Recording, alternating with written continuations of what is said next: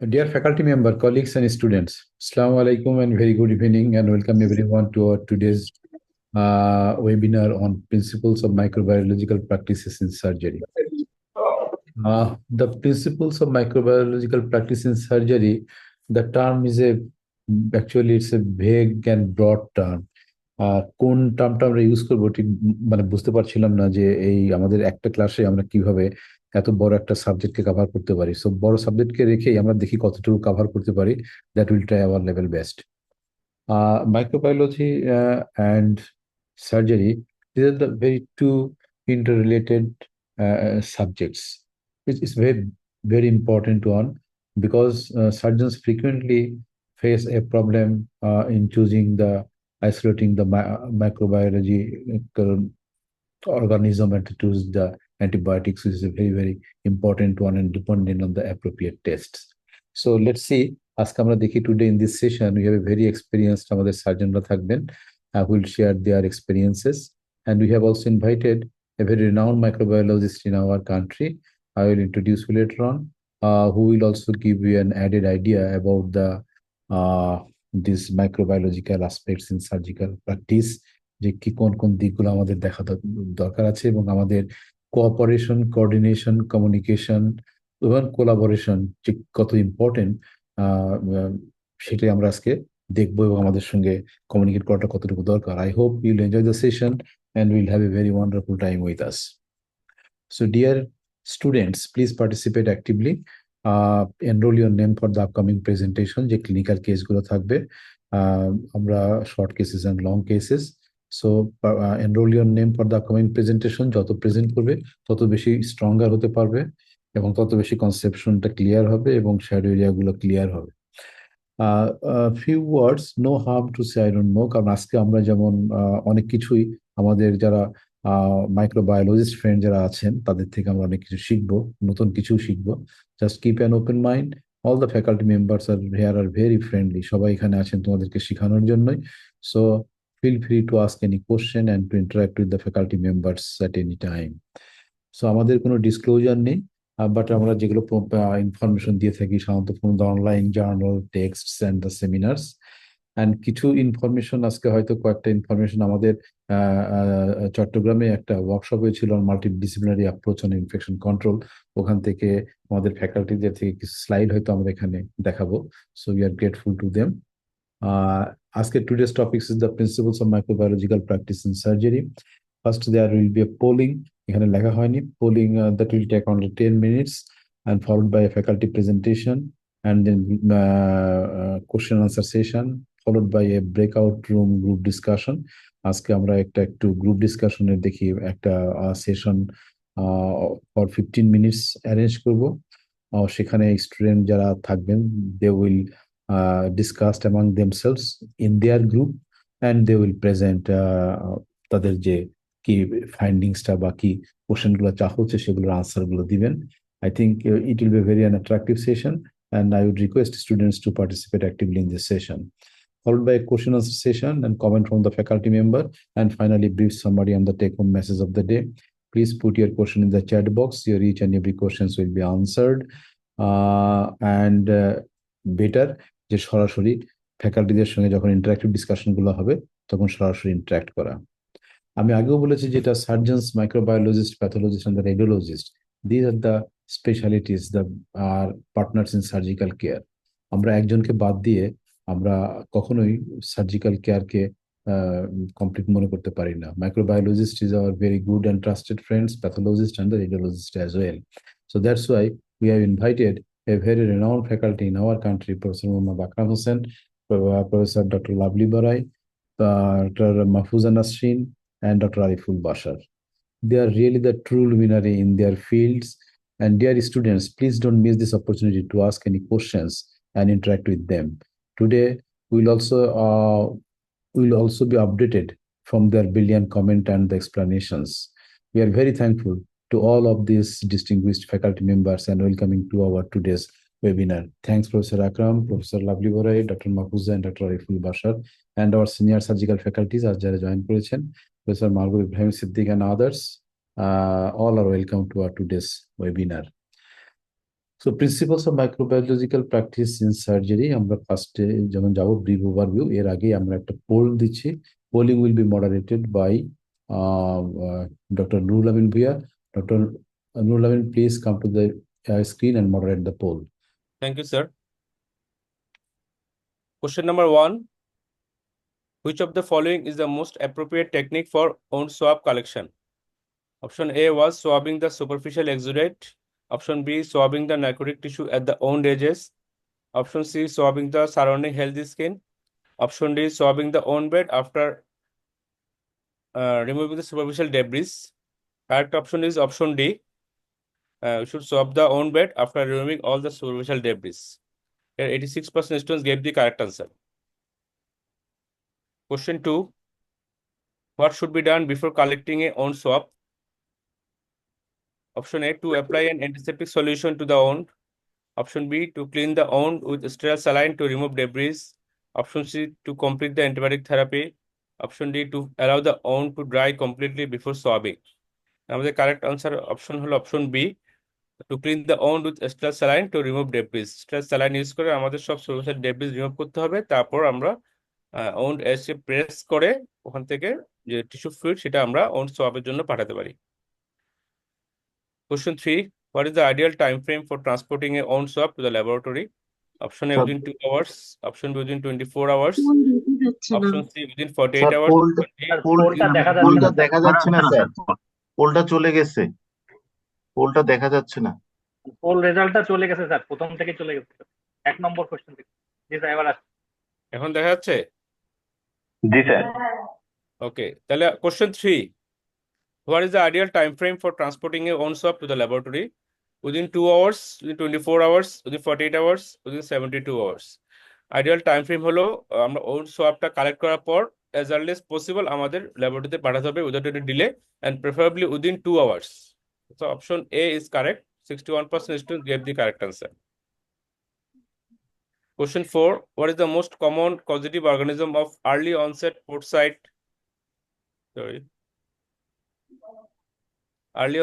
site infection following laparoscopic surgery?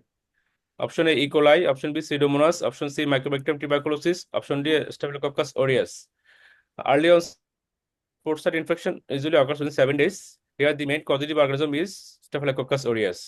So option D is correct. 56% students gave the correct answer. Late onset port site infection occurs after 2 to 3 weeks, and the cause is usually non-tubercular mycobacteria. Question 5. Wound swab from late onset port site infection should be incubated for option A, 48 hours, option B, 7 days, option C, 14 days, option D, 6 weeks. Here correct answer is আমরা আগে বলছি যে late onset port site infection গুলো usually causative organism হলো non-tubercular mycobacteria like Mycobacterium fortuitum, Callunian abscessus. এরা হলো rapid growing microbacteria, within 7 days মধ্যে এরা গ্রো করে। তো অ্যাটলিস্ট উইদিন 7 days আমাদের ইনকিউবেশন করতে হবে এই নন টিউবারকুলার মাইক্রোব্যাকটেরিয়া ডিটেক্ট করার জন্য। তো correct answer is option B. Only 21% students gave the correct answer. Majority this is 6 weeks. Question 6. What is the term minimum inhibitory concentration referred to an AST? AST means antimicrobial susceptibility testing. Option A, the highest concentration of an antibiotic that inhibits bacterial growth. Option B, the lowest concentration of an antibiotic that inhibits visible bacterial growth.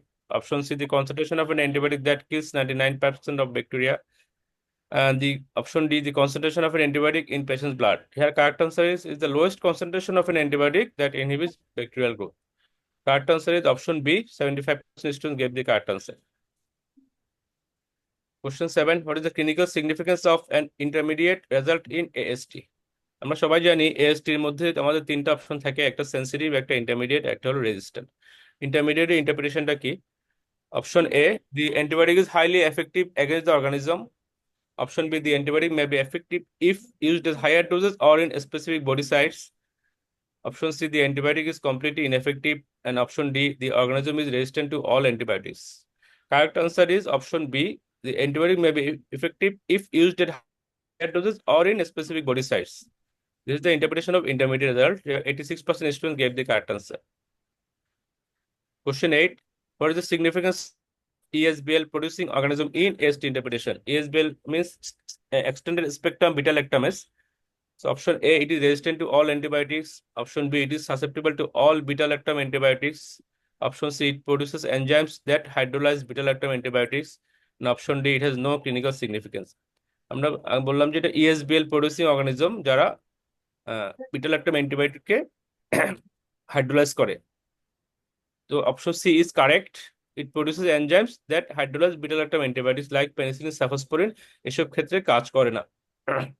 So option C is correct. 74% students gave the correct answer.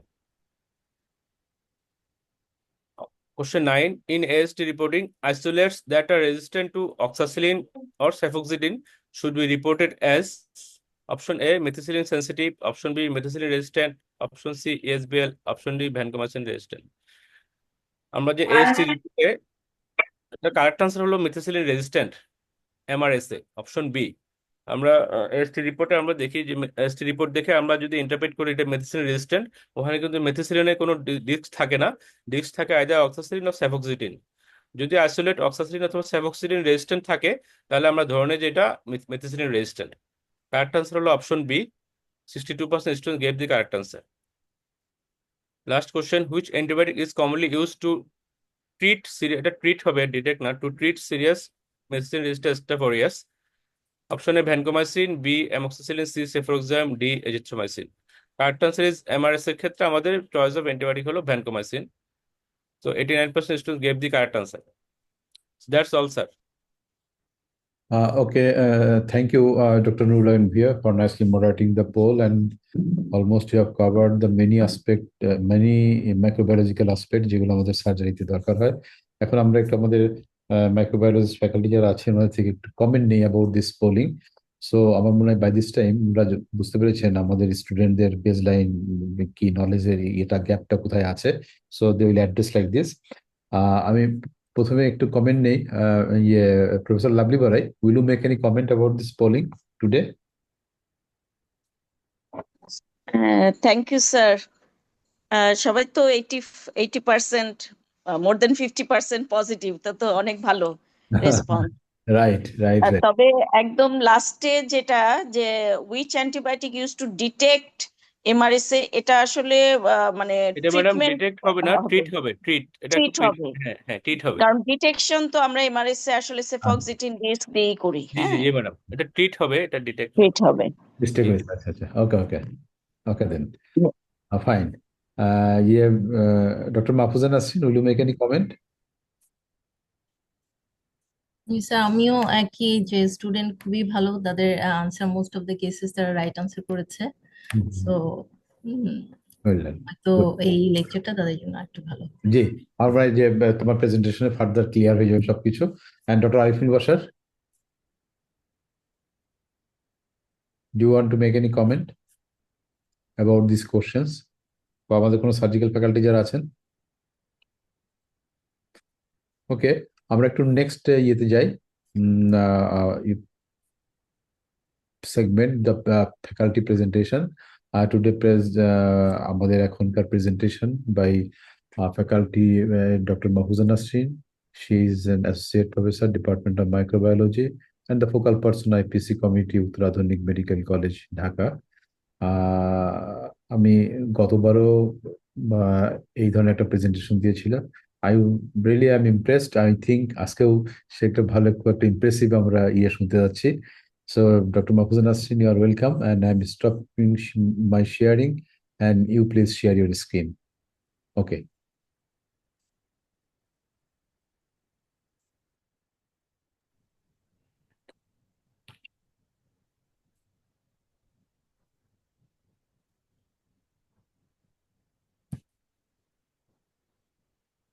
এই সেশনটা কিছুটা ইন্টারাক্টিভও হবে। আমি স্টুডেন্টদেরকে করবো যে just please interact with doctor Mahfuza Nasrin, so that your যেগুলো grey area আছে তোমাদের মধ্যে, I think things will be clear. Sir আমার স্লাইড ভিজিবল? স্লাইডটা yes yes yes, okay, okay sir, audible and visual. Assalamu alaikum and welcome everyone. Today's webinar on principle of microbiological practices in surgery. As sir said, it's a very wide terminology. So I will focus in my lecture on mainly sample collection and antimicrobial susceptibility testing. কারণ হচ্ছে যে principal of microbiology testing in surgery আসলে খুব wide. এখানে আমাদের gram staining, culture, ST report, sterilisation, infection control, antimicrobial stewardship থেকে শুরু করে আরো অনেক কিছু আসলে কভার করে। তো একটা সিঙ্গেল সেশনে এতটা কভার করা হয়তো সম্ভব হবে না। তবে মোস্ট ইম্পর্টেন্ট পার্ট যেটা আমরা মনে করি যে সার্জন, ইভেন ক্লিনিশিয়ান, মাইক্রোবায়োলজিস্ট একটা কমিউনিকেশন এবং ইনফরমেশন গুলো জানা জরুরি। এই জন্য আজকের টপিকটা আমি মেনলি সিলেক্ট করেছি sample collection and antimicrobial susceptibility testing. So learning objective of today's session is understanding the proper sample collection technique, interpret culture and AST report effectively, select appropriate antimicrobial agent based on AST result, and lastly discuss about the challenges we face in managing infection. Let's start with a case scenario. A 45 years male developed surgical site infection on 5th day following laparotomy. A wound swab was collected and sent for gram stain and culture CS. And then empirical therapy, ceftriaxone, was started. Gram stain on day 1 shows scanty neutrophil and moderate epithelial cell, and culture grow MRSA, which is sensitive to vancomycin and resistant to linezolid. Based on culture report, as initially ceftriaxone was started, but culture report shows it is MRSA. So based on culture report, ceftriaxone discontinued and vancomycin started. After that, patient developed drug reaction, that is Redman syndrome, to vancomycin. But despite all these challenges, patient improved clinically with reduced wound drainage and normal laboratory marker. And repeat sample was sent and culture shows no growth. So I want comment in this case scenario. If anyone unmute and tell me the answer. Was it good quality sample or bad quality sample? In this case, initially wound sample sent for gram staining and culture. Any student, please participate.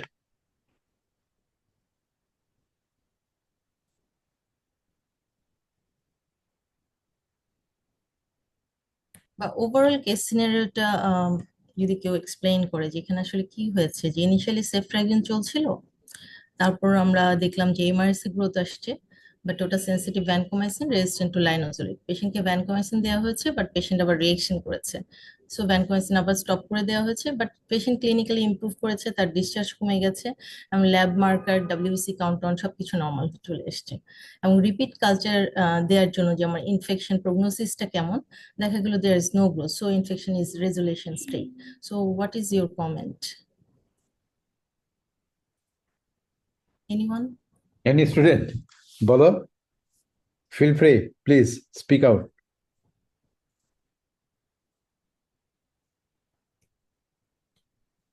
আচ্ছা, তুমি মনে হয় ইয়ে করো। Next কোশ্চেনটা হচ্ছে, do you think MRSE is true pathogen here? এটা কেউ আনসার করবে, যেখানে এমআরএসিটা কি ট্রু প্যাথোজেন ছিল?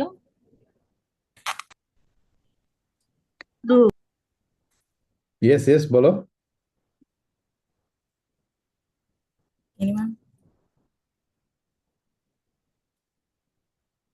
যে আমি কিভাবে প্রোগ্রেসটা মনিটর করলাম, তাহলে আমি যদি এটা আমি একটু যদি এক্সপ্লেইন করি, যে আমার gram stain shows scanty neutrophil and moderate epithelial cell, it means it is a bad sample. তার মানে আমি যে সোয়াবটা কালেক্ট করেছিলাম that was not appropriate.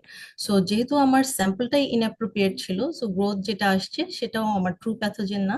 যখন আমি ইনঅ্যাপ্রোপ্রিয়েট স্যাম্পল দিব, তখন দেখা যাবে এনভায়রনমেন্টাল কন্টামিনেন্ট অথবা আমাদের বডির নর্মাল ফ্লোরা অথবা কলোনাইজার তাদের ওভারগ্রোথ হয়, যেটা ট্রু প্যাথোজেনকে হাইড করে দেয়। সো এখানে এমআরএসিটা হচ্ছে আমার মোস্ট প্রবাবলি কন্টামিনেন্ট।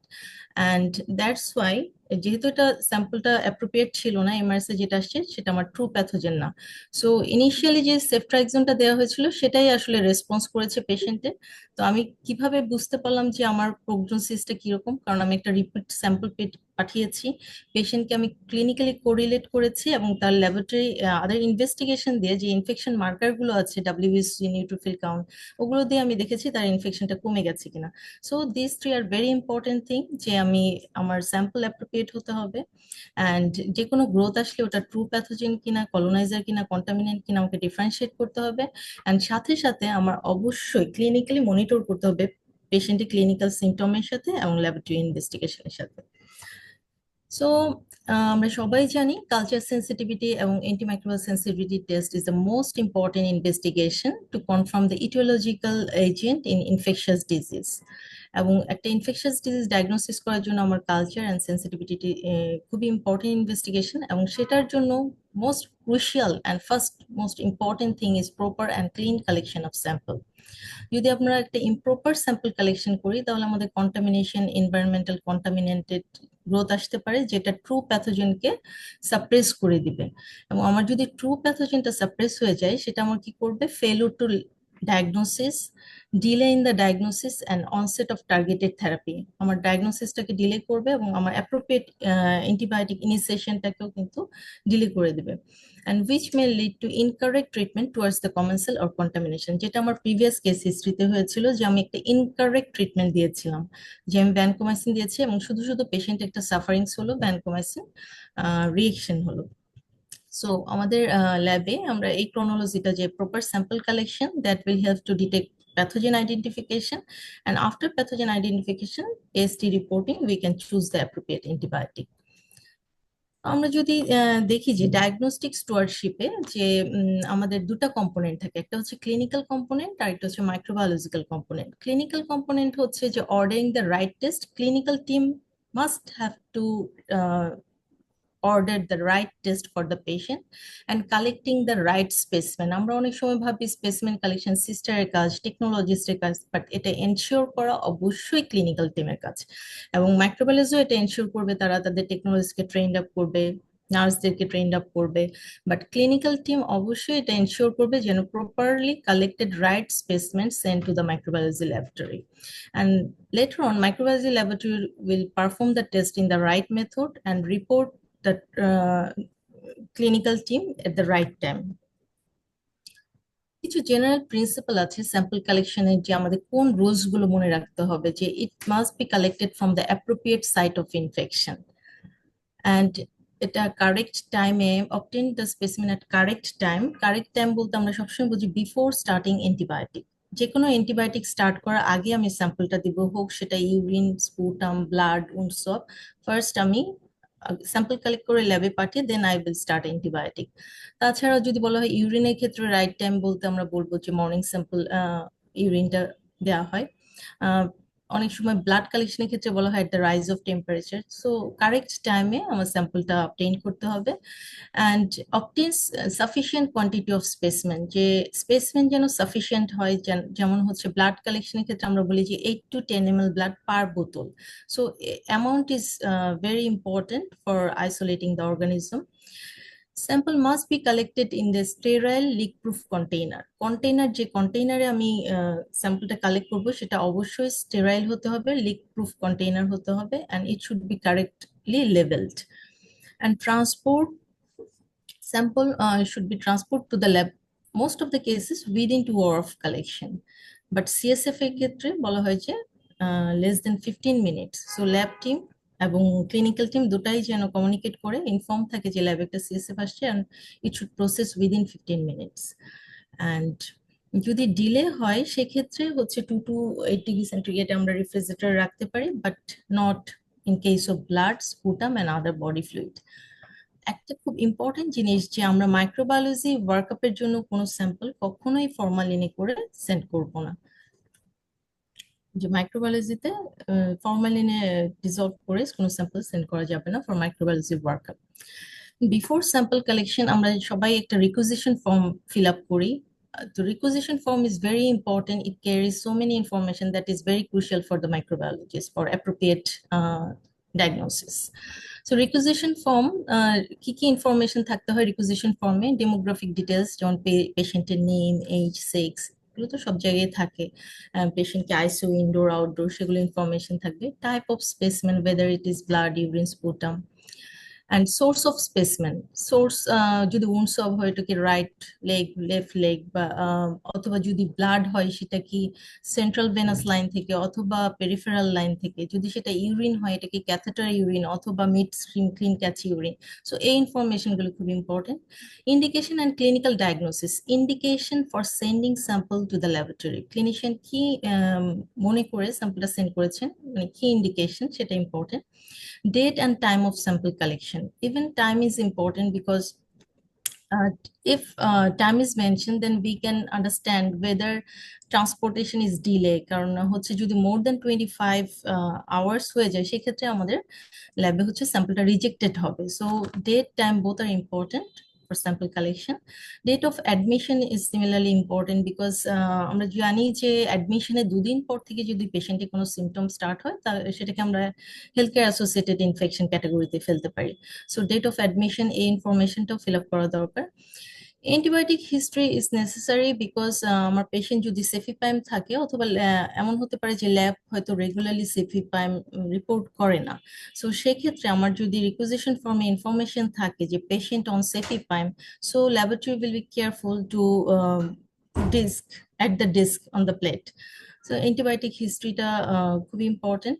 এবং স্পেশাল রিকোয়েস্ট, যদি সার্জন মনে করে যে ইনফেকশনটা maybe due to non mycobacterium tuberculosis বা ডিউ টু ম্যালোইডোসিস, সো এটা স্পেশাল রিকোয়েস্ট ফর্মে উল্লেখ থাকতে হবে because this type of organism require prolong incubation.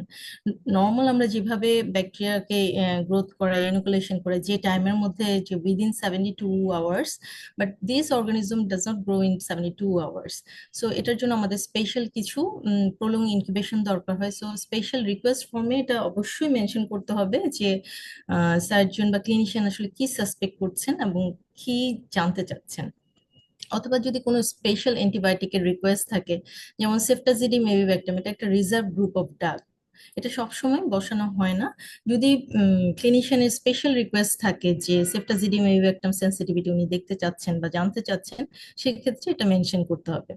So requisition form, fully filled requisition form is very important, but most of the cases we struggle for this. And আমরা continuously আসলে এটা বলি যে একটা ফুললি ফর্ম রিকুইজিশন ফর্ম যেন ল্যাবে পাঠানো হয়, বাট মোস্ট অফ দ্য কেসেই শুধু name, age, sex, ward, date of admission এতটুকু পর্যন্তই লেখা থাকে, কিন্তু এটা পেশেন্টের আসলে ডায়াগনোসিস এবং ফার্দার পেশেন্ট কেয়ারের জন্য খুব valuable. Rejection criteria, every lab should have some rejection criteria. যেমন যদি কোনো স্যাম্পল পাঠানো হয় যেটা প্রপারলি লেবেলড না, অথবা ইমপ্রপার কন্টেইনার, যে একটা অন্য container, laboratory recommended sterile container ছাড়া অন্য কোনো বাসা থেকে কোনো কন্টেনারে দিয়ে দিল, এরকম যদি ইনপ্রপার কন্টেনার হয়, অথবা 24 আওয়ার্স কালেক্টেড স্যাম্পল সেক্ষেত্রে, এবং specimen collected from euro bag and drainage bag, যেটা খুব ফ্রিকোয়েন্টলি আমরা পাই যে ইউরো ব্যাগ থেকে ইউরিন দিয়ে দেয় বা ড্রেনেজ ব্যাগ থেকে আসলে স্যাম্পল ডিসচার্জ দিয়ে দেয়, যেখানে ইনভেরিয়েবলি গ্রোথ আসবে, but this is not true pathogen. So these are the rejection criteria. So rejection criteria যেমন এখানে হচ্ছে কোনো লেভেলিং নাই, স্যাম্পল দেয়া হয়েছে, আবার এটা হচ্ছে ইনএডুকেট স্যাম্পল, স্যাম্পল পরিমাণটা কম আছে, আবার এখানে একটা ড্রাই সোয়াব দেওয়া হয়েছে ওপেন টিউবে, ক্লটেড বডি ফ্লুইড, আর এখানে হচ্ছে ব্রোকেন কন্টেইনার, আবার এখানে দেখা যাচ্ছে যে ফরমালিনে করে আমাদেরকে স্যাম্পল দেওয়া হয়েছে। So all these R in the category of rejected criteria. So acceptable specimen হচ্ছে যদি সেন্ট্রাল ভেনাস লাইন হয় বা সিভি লাইন হয়, আমরা যদি central venous line related blood stream infection detect করতে চাই সেক্ষেত্রে আমাদের সিভি লাইনটা দরকার হয়। আর এটা ছাড়া urinary catheter tip, endotracheal tube, nasogastric tube, all these R rejected sample. অনেক সময় আমাদেরকে টিপ পাঠিয়ে দেওয়া হয়, সো এটা আসলে রিজেক্টেড স্যাম্পল, এটা কালচারই করা উচিত না। Endotracheal tube, nasogastric tube catheter tips, these are rejected, unacceptable to the microbiology laboratory. নাও আমি যদি স্পেসিফিক স্যাম্পলে চলে আসি, যে আইডিয়াল কালেকশন ফর ইউরিন, আসলে আমাদের স্যাম্পলও প্রচুর, সো আমি মেইনলি ইউরিন, উনসব অ্যান্ড ব্লাড তিনটা নিয়েই কথা বলবো। তো ইউরিনের ক্ষেত্রে টাইপস অফ ইউরিন যদি আমরা বলি, একটা হচ্ছে আমরা morning clean catch mid stream urine দিতে পারি, আরেকটা হচ্ছে ক্যাথেটার, পেশেন্ট যদি ক্যাথেটারাইজ থাকে সেক্ষেত্রে ক্যাথেটার থেকে ইউরিন দেওয়া যেতে পারে। So morning clean catch urine sample দিতে বলা হয়, যদি পসিবল না হয় সেক্ষেত্রে পেশেন্ট লাস্ট ভয়েডের 4 আওয়ার্স পর ইউরিনটা কালেক্ট করে সেটা আমরা সেন্ড করতে পারি। আরেকটা হচ্ছে যে ক্যাথেটার থেকে ইউরিন দেওয়া, সেটা আমি নেক্সট স্লাইড একটু ডিটেলস বলবো, কারণ হচ্ছে ক্যাথেটার ইউরিনটা মোস্ট অফ দ্য ক্ষেত্রেই আমরা প্রপার স্যাম্পলটা পাই না। ওই ইউরিন যখনই কালেক্ট করা হবে, within 2 hours it should be send to the laboratory as soon as possible. 2 hours না, as soon as possible it should be send to the laboratory, so not more than 2 hours. And যদি এটা আমাদের delay হয় সেক্ষেত্রে আমরা রেফ্রিজারেটরে store করতে পারি for 24 hours, আর বোরিক পাউডার দিয়ে প্রিজার্ভেশন করতে পারি। এটা হচ্ছে যে আমরা ক্যাথেটার থেকে কিভাবে ইউরিন কালেক্ট করব। ক্যাথেটার থেকে ইউরিন কালেক্ট করার জন্য আমাদেরকে ক্ল্যাম্প করতে হবে proximal to the connecting tube. এখানে একটা 3 inch apart from the junction between the Foley's catheter and connecting tube, clamp করতে হবে, এবং clamp should be kept for 10 to 15 minutes. And after that যদি ক্যাথেটারে আসলে পোর্ট থাকে, তাহলে পোর্ট থেকে আমরা স্যাম্পল কালেকশন করবো, এবং ওটা তার আগে এটাকে ডিসইনফেক্টেন্ট করে নিব উইথ 70% থাইল অ্যালকোহল দিয়ে ডিসইনফেক্টেন্ট করে নিতে হবে। দেন স্টেরাইল সিরিঞ্জ দিয়ে আমরা required amount of 10 to 12 ml of urine should be collected. যদি আমাদের ক্যাথেটার পোর্ট থাকে, এই ছবিতে দেখা যাচ্ছে এখানে ক্যাথেটার পোর্ট আছে। ইফ ক্যাথেটার পোর্ট আমি খোঁজ করেছিলাম বাট আমরা পাইনি catheter port OLA catheter, so in that case যদি পোর্ট না থাকে সেক্ষেত্রে আমরা হচ্ছে নিতে পারি এই যে সার্কেল করা জায়গাটা, Foley's catheter proximal to the junction, এই ফলিস ক্যাথেটার থেকে নিতে পারি, অথবা আমরা কানেক্টিং টিউব থেকে নিতে পারি ক্লোজ টু দ্য জাংশন। এই দুটো জায়গা থেকে আমরা কালেক্ট করতে পারি যদি আমাদের পোর্ট না থাকে, but never from catheter bag. এবং যখনই আমার কালেকশন হয়ে যাবে then remove the clamp. So this is catheter sampling port. Port থেকে কালেক্ট করা হচ্ছে বেস্ট, বাট তার আগে পোর্টটা হচ্ছে ডিসইনফেক্টেন্ট করে নিতে হবে এবং স্টেরাইল সিরিঞ্জ দিয়ে কালেক্ট করতে হবে after clamping for 10 to 15 minutes. আর যদি আমরা ফলিস ক্যাথেটার থেকে করি তাহলে হচ্ছে proximal to the junction between the connecting tube and Foley's catheter from this part, not from here and here. And আরেকটা জিনিস, সেটা সবচেয়ে বেশি যেটা প্র্যাকটিস করা হয়, ক্যাথেটার ব্যাগ থেকে দিয়ে দেওয়া, ইউরো ব্যাগ থেকে দিয়ে দেওয়া হয়, এটা strongly inhibit, it is not recommended at all. Most of the কেসে আমরা যখন দেখেছি ইউরিনে অল রেজিস্ট্যান্স মাইক্রো অর্গানিজম, তখন আমরা পেশেন্টের ফাইল আনাই, ক্লিনিক্যাল কোরিলেশন করি এবং জিজ্ঞেস করি যে কিভাবে ইউরিনটা দেওয়া হয়েছে। পেশেন্ট যদি ক্যাথেটারাইজ থাকে বলে যে ক্যাথেটার ব্যাগ থেকে দেওয়া হয়েছে। সো আমরা যেন এই ভুলটা না করি, তাহলে আমাদের টোটাল ট্রিটমেন্টটাই মিসলিডিং হয়ে যাবে। Next হচ্ছে collection of blood. Blood is the most important specimen for a septicemic patient, and blood culture আমরা আসলে আমাদের amount of blood এর উপর depend করে isolation of organism. So for adult 8 to 10 ml blood is collected in each bottle, and at least 2 bottle blood should be collected from 2 different sites. আমরা যদি 2 হাত থেকে নেই তাহলে 2 ডিফারেন্ট সাইড 15 মিনিটস অ্যাপার্টে আমাদের অ্যাটলিস্ট 8 to 10 ml ব্লাড নিতে হবে।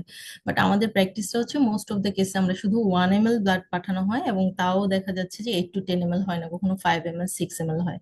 So এখানে যদি আমি একটা দেখাই, ডাটা দেখাই, যে আমাদের যদি 2 বোতল ব্লাড কালেক্ট করি আমরা 8 to 10 ml, তখন আমার আইসোলেশন রেট ইজ 73%।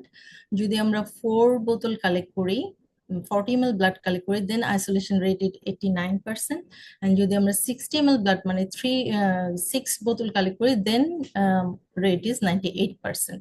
সো এখানে বোঝাই যাচ্ছে যে আমার যত বেশি আমার ভলিউম হবে then organism isolation rate is high. In case of adult 8 to 10 ml blood, and in case of pediatric cases according to weight বলা হয় যে চিলড্রেন যদি মোর দেন 36 কেজি হয় তার ক্ষেত্রে অ্যাডাল্টের মতো করেই 10 ml ব্লাড নিতে হবে, আর neonate less than 1 kg 1 ml, এই চারটা দেওয়া আছে। So volume of blood is very very important to isolate the organism. আর যদি পেশেন্টের সেন্ট্রাল লাইন প্রেজেন্ট থাকে, আমরা যদি central line associated blood stream infection detect করতে যাই, সেক্ষেত্রে one blood specimen from central line and another from peripheral line is collected. Blood কালেকশনের সময় সবচেয়ে ইম্পর্টেন্ট যে কালেকশন প্রসিডিউরটা মাস্ট বি অ্যাসেপ্টিক প্রিকশন নিতে হবে, যে স্ট্যান্ডার্ড প্রিকশন যে কালেক্ট করবে, collector must wear gloves and then palpate the vein, palpate vein করে তারপর সে হচ্ছে 2 স্টেপে করা হয় স্কিন সেপসিস। ফার্স্টে হচ্ছে আমাদের 70% অ্যালকোহল দিয়ে আপ এন্ড ডাউনওয়ার্ডস করে 30 সেকেন্ড এটাকে ড্রাই হওয়ার জন্য টাইম দিতে হবে।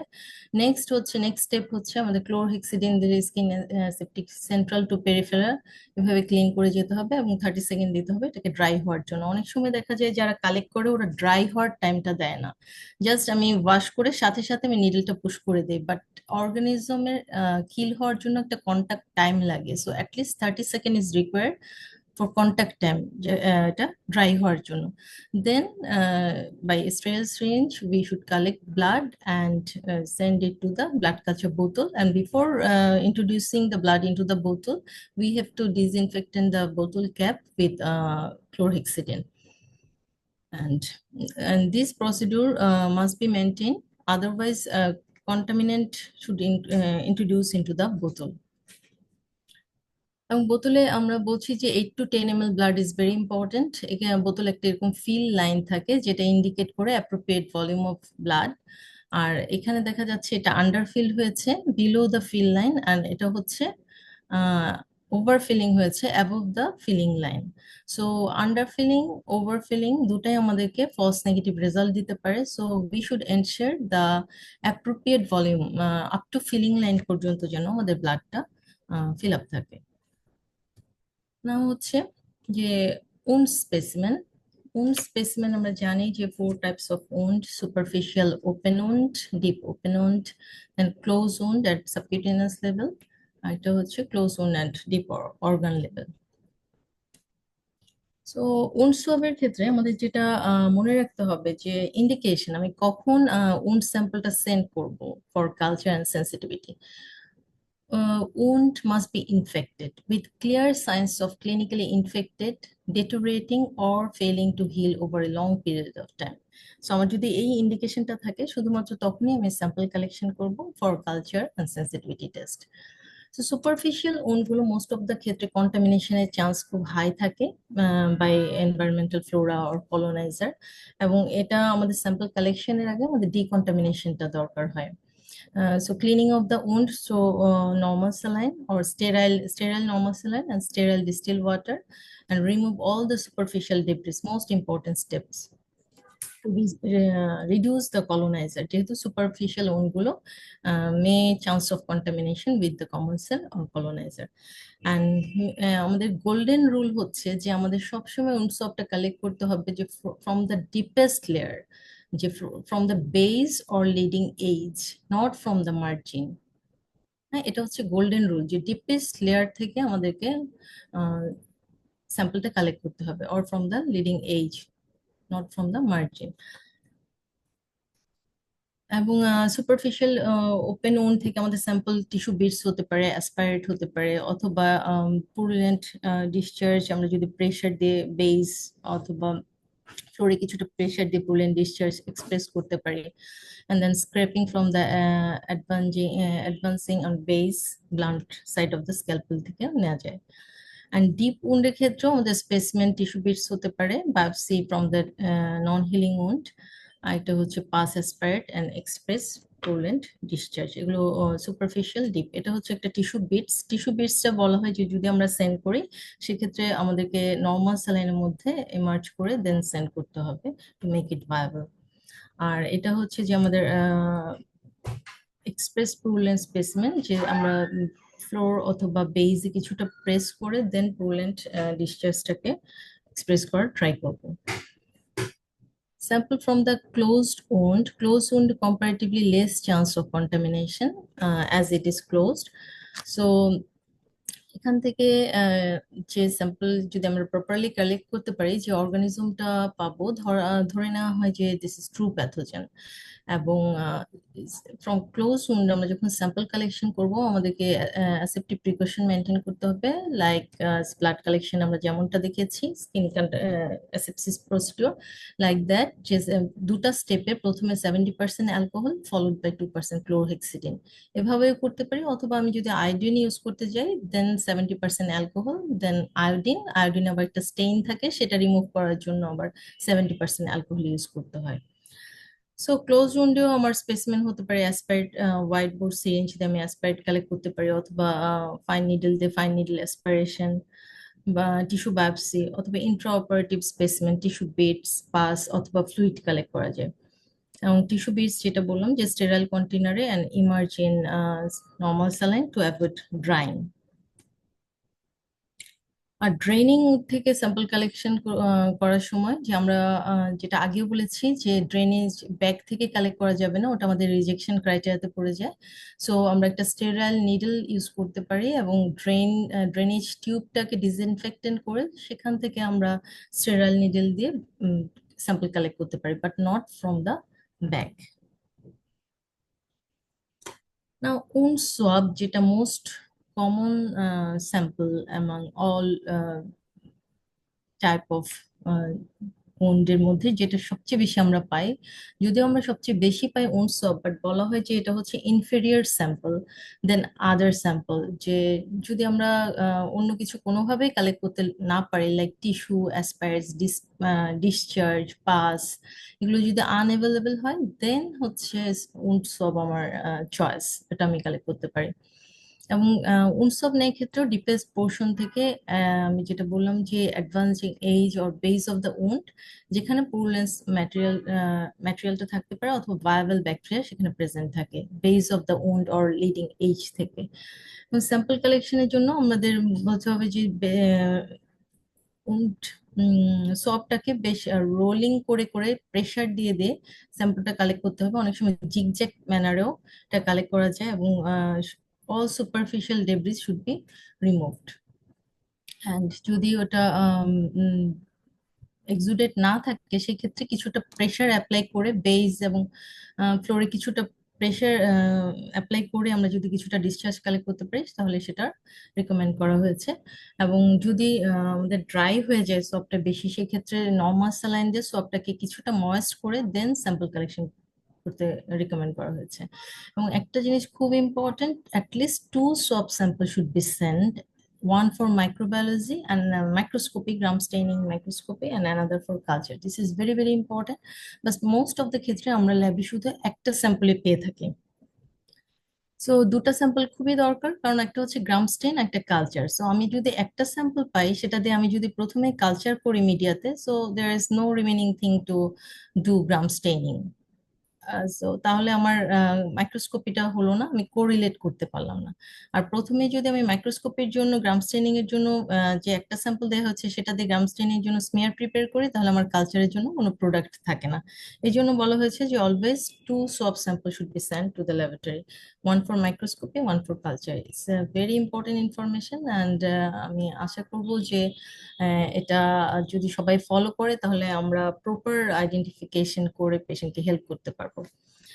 আর বার্ন উন্ডের জন্য বলা হয়েছে যে after debridement or curettage, swab should be taken from different site থেকে নেওয়া হয়েছে, সেম সোয়াব ইউজ করে ডিফারেন্ট সাইটস থেকে স্যাম্পলটা নিতে বলা হয়েছে। আমি স্যাম্পল কালেকশন করলাম, দেন আইডিয়াল ট্রান্সপোর্ট টাইম কি, যে আইডিয়াল ট্রান্সপোর্ট টাইম হচ্ছে 30 মিনিটস, অ্যান্ড গ্রাম স্টেইনের জন্য যদি উনসব হয় সেক্ষেত্রে 1 আওয়ার। উনসবের ক্ষেত্রে আমাদের 30 মিনিটস হচ্ছে ট্রান্সপোর্টেশন টাইম, আর যদি উনসব হয় তাহলে 1 আওয়ার। আর যদি আমাদের 24 ঘন্টা পার হয়ে যায়, যদি রাখতেই হয় যে কোনোভাবে অন্য একটা ডিস্ট্রিক্ট থেকে সেটা ঢাকা আসবে, সেখানে ল্যাব ফ্যাসিলিটি নাই, এরকম যদি অবস্থা হয়, সেক্ষেত্রে বলা হয় যে রুম টেম্পারেচার রাখতে, নেভার রেফ্রিজারেটরে রাখা যাবে না। এবং আমি কিভাবে বুঝবো যে আমি যে স্যাম্পলটা দিয়েছি সেটা একটা গুড কোয়ালিটি স্যাম্পল আর bad quality sample. So good quality sample হচ্ছে এটা আমরা বোঝার উপায় হচ্ছে যে আমাদের গ্রাম স্টেইন আমাদের সাথে সাজেস্ট করতে হবে। গ্রাম স্টেইন যদি আমি দেখি যে presence of sufficient count of neutrophil, তাহলে আমি এটাকে বলবো গুড কোয়ালিটি স্পেসিমেন। আর যদি দেখি যে আমার squamous epithelial cell is more, then it is poor quality specimen. যেটা আমার ফার্স্ট কেস সিনারিওতে আমার একটা ক্লু ছিল যে gram staining show scanty neutrophil and moderate epithelial cell. এটা আমার একটা ক্লু ছিল to detect whether it is a good sample or bad sample. So আমরা এটা দিয়ে একটা গুড স্যাম্পল অথবা ব্যাড স্যাম্পল ডিটারমাইন করতে পারি by seeing the pus cell and epithelial cell. আর উন্ডের রিজেকশন ক্রাইটেরিয়া হচ্ছে যদি লেভেলিং না থাকে, আনস্টেরাইল কন্টেইনার হয়, আর ডিলে ট্রান্সপোর্ট হয় লেস দেন মোর দেন 1 hour। আর এটাও বলা হয়েছে যে গ্রাম স্টেইন যদি দেখা যায় যে numerous squamous epithelial cell and scanty pus cell, তাহলে এটা poor quality specimen. We can reject it and should not go for further procedure. বলতে থাকেন। Interpretation of culture. Interpretation of culture, আমরা যদি কালচার পাই যে কালচার পজিটিভ গ্রোথ আসলো, দেন আমরা আমাদের ইন্টারপ্রিটেশনটা কি হবে, যে আমরা এটা কি পলিম্যাক্রোম মাল্টিপল অর্গানিজম এসছে, বা অর্গানিজম যেটা এসছে সেটা কি true pathogen or colonisation or contamination, সেটা আমরা অর্গানিজম পেলেই সেটাকে আমরা ফার্স্টে সেটাকে ডিফারেন্সিয়েট করতে হবে whether it is contaminant, coloniser or infection, এবং ক্লিনিক্যাল কোরিলেশন করতে হবে। সো এটা আমাদের মাথায় রাখতে হবে, we should treat the patient not the organism. So organism আসলেই যে ওই অর্গানিজম সেন্সিটিভিটি অনুযায়ী আমরা অ্যান্টিবায়োটিক দিব তা না, আমরা ক্লিনিক্যাল কোরিলেশন করব and colonisation, infection by gram staining and other laboratory parameter দিয়ে আমাদের এটা কোরিলেট করতে হবে whether it is true pathogen. আর যদি আমাদের নেগেটিভ আসে, culture negative does not exclude infection, যে আমার নেগেটিভ গ্রোথ আসে নাই তার মানে ইনফেকশন নাই, তা কিন্তু না। তখন আমার মাথায় কনসিডার করতে হবে, আমি চিন্তা করতে পারি যে আমার স্যাম্পলটাকে অ্যান্টিবায়োটিক স্টার্ট করার পরে দেওয়া হয়েছে নাকি আগে দেওয়া হয়েছে। যদি পরে দেওয়া হয় তাহলে আমার হয়তো অর্গানিজমের গ্রোথটা ইনহিবিট হয়েছে অর সাপ্রেস হয়েছে, গ্রোথ আসে না। অথবা আমি স্যাম্পল কালেকশনটাকে আমার ইভ্যালুয়েট করতে হবে যে আমি কি প্রপার স্যাম্পলটা দিয়েছিলাম কিনা। না হচ্ছে আন্ডারস্ট্যান্ডিং এএসটি। সো এএসটি দুটা মেথডে করা হয়, একটা হচ্ছে ডিক্স ডিফিশন মেথড, একটা হচ্ছে MIC or VITEK method. This is a picture of ডিক্স diffusion AST result and this is MIC. MIC তে কিছু ভ্যালু দেওয়া থাকে, সাথে ইন্টারপ্রিটেশন দেওয়া থাকে। সো অটোমেশন যতই আসুক মাইক্রোবায়োলজিতে, আসলে ক্লিনিক্যাল মাইক্রোবায়োলজিস্টের সাথে একটা communication and the opinion is very vital for the patient treatment. So আমি যদি দেখি যে এটা একটা রিপোর্ট, এখানে লেখা আছে antibiogram. So is it অ্যান্টিবায়োগ্রাম?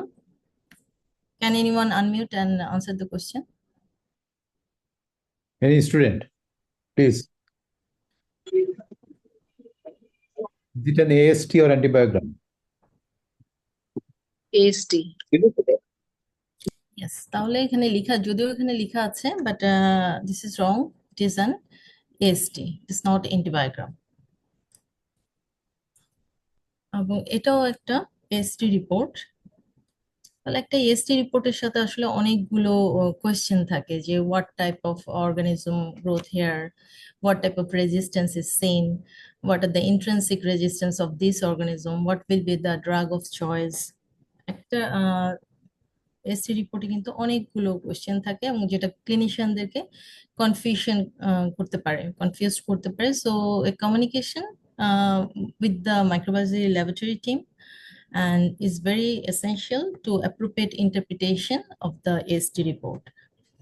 So আমরা যে এত রেজিস্ট্যান্স আসে আমাদের আমরা কোনো অপশন খুঁজে পাই না, তাহলে সবগুলো রেজিস্ট্যান্সে কি আসলে এর জন্য অ্যান্টিবায়োটিক রেজিস্ট্যান্স ডেভেলপের জন্যই হচ্ছে না, আমাদের কোনো প্রসিডিওর বা কোনো ইন্টারপ্রিটেশন কোথাও কোনো রং আছে।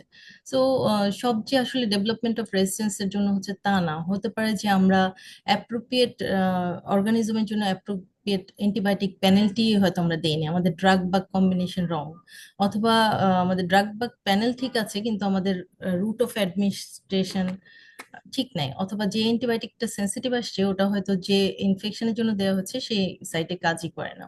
আবার হতে পারে যে আমরা কন্টামিনেশন ট্রিট করছি বা নর্মাল ফ্লোরা ট্রিট করছি, নট দ্য ট্রু প্যাথোজেন। আমার ট্রিটমেন্ট রেসপন্স হলো না, আমি বললাম যে অ্যান্টিবায়োটিক কাজ করছে না, অর্গানিজম রেজিস্ট্যান্স, তা কিন্তু না। এই জিনিসগুলো আমাদের ভেবে দেখতে হবে যে আসলে কি অ্যাপ্রোপ্রিয়েট ড্রাগ বা আমি প্রপার ড্রাগটা দিয়েছি যে অর্গানিজমটা ইনফেকশন করেছে তার জন্য, বা আমার যে সাইটে ইনফেকশন হলো আমি কি ওই যে অ্যান্টিবায়োটিক দিয়েছি ওটা ওই সাইটে পেনিট্রেট করবে, ওখানে অ্যাপ্রোপ্রিয়েট কনসেন্ট্রেশনে যাবে, অথবা আমি সবকিছুই ঠিক দিলাম বাট আমার dose and frequency is accurate, এগুলো সবকিছুই আসলে আমাদের চিন্তা করতে হবে। আমি একটা রিপোর্ট দেখাচ্ছি। 27 years old female, married female, have frequency of micturition and dysuria. হ্যাঁ, তার ইউটিআই সব সিমটম আছে এবং তার রিকারেন্ট ইনফেকশনের হিস্ট্রি আছে, এবং এটা একটা রিনাউন্ড ল্যাব, সেখান থেকে আমরা ইউরিনে পেয়েছি corynebacterium. So is it true pathogen or any other comment on this? Anyone? Any student, please? Corn একটা ইউরিন স্যাম্পল, পেশেন্টের হিস্ট্রি আছে, ইউটিআই সিমটম আছে এবং গ্রোথ এসছে করোনিব্যাকটেরিয়াম।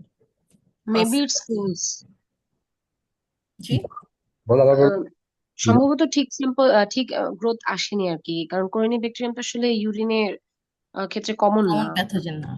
Yes, you are absolutely right. So Corynebacterium is not the common pathogen for urinary tract infection. So আবার আমরা পেশেন্টটা, যেহেতু আমাদের একজন ডাক্তারের পেশেন্ট ছিল, আমরা তার হিস্ট্রি নিয়েছি, তার রিকারেন্ট ইউটিআই হিস্ট্রি আছে এবং প্রপার স্যাম্পল কিভাবে কালেক্ট করতে হবে টোটাল তাকে প্রসিডিউর বলে দেওয়া হলো এবং সে প্রপারলি কালেক্টেড স্যাম্পল দেওয়া হলো। নেক্সট গ্রোথ আসলো যে methicillin susceptible staphylococcus aureus and enterococcus faecalis and sensitive to nitrofurantoin, and patient তারপর nitrofurantoin পেয়ে patient get cure।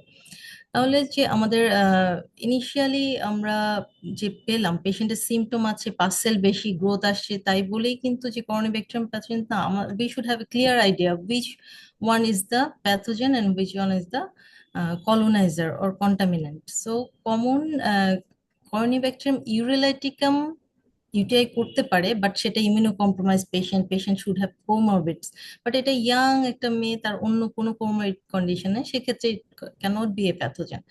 সো এভাবে আমাদের আসলে ক্লিনিক্যাল কোরিলেশন অ্যান্ড প্যাথোজেনের সাথে ইনফেকশনের রিলেশনটা ইন্টারপ্রেট করতে হবে। This is another report. Sputum shows growth of Enterococcus faecium and all resistance. What is your opinion about this case? Enterococcus আসছে স্পুটামে এবং অল রেজিস্ট্যান্স।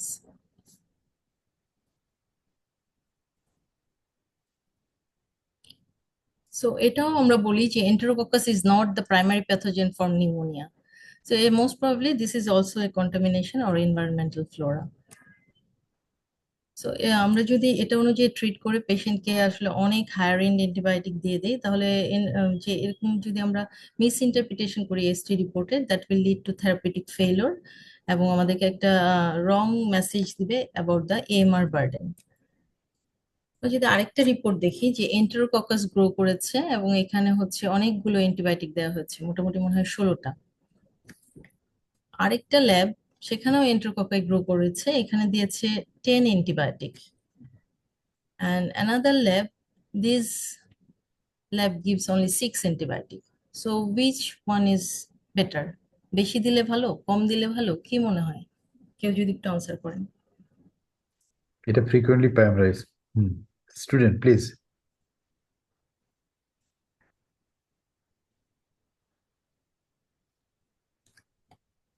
এবং একটা কমন ইয়ে থাকে যে আমরা সবগুলো অ্যান্টিবায়োটিকে কেন ইয়েটা দেয়নি।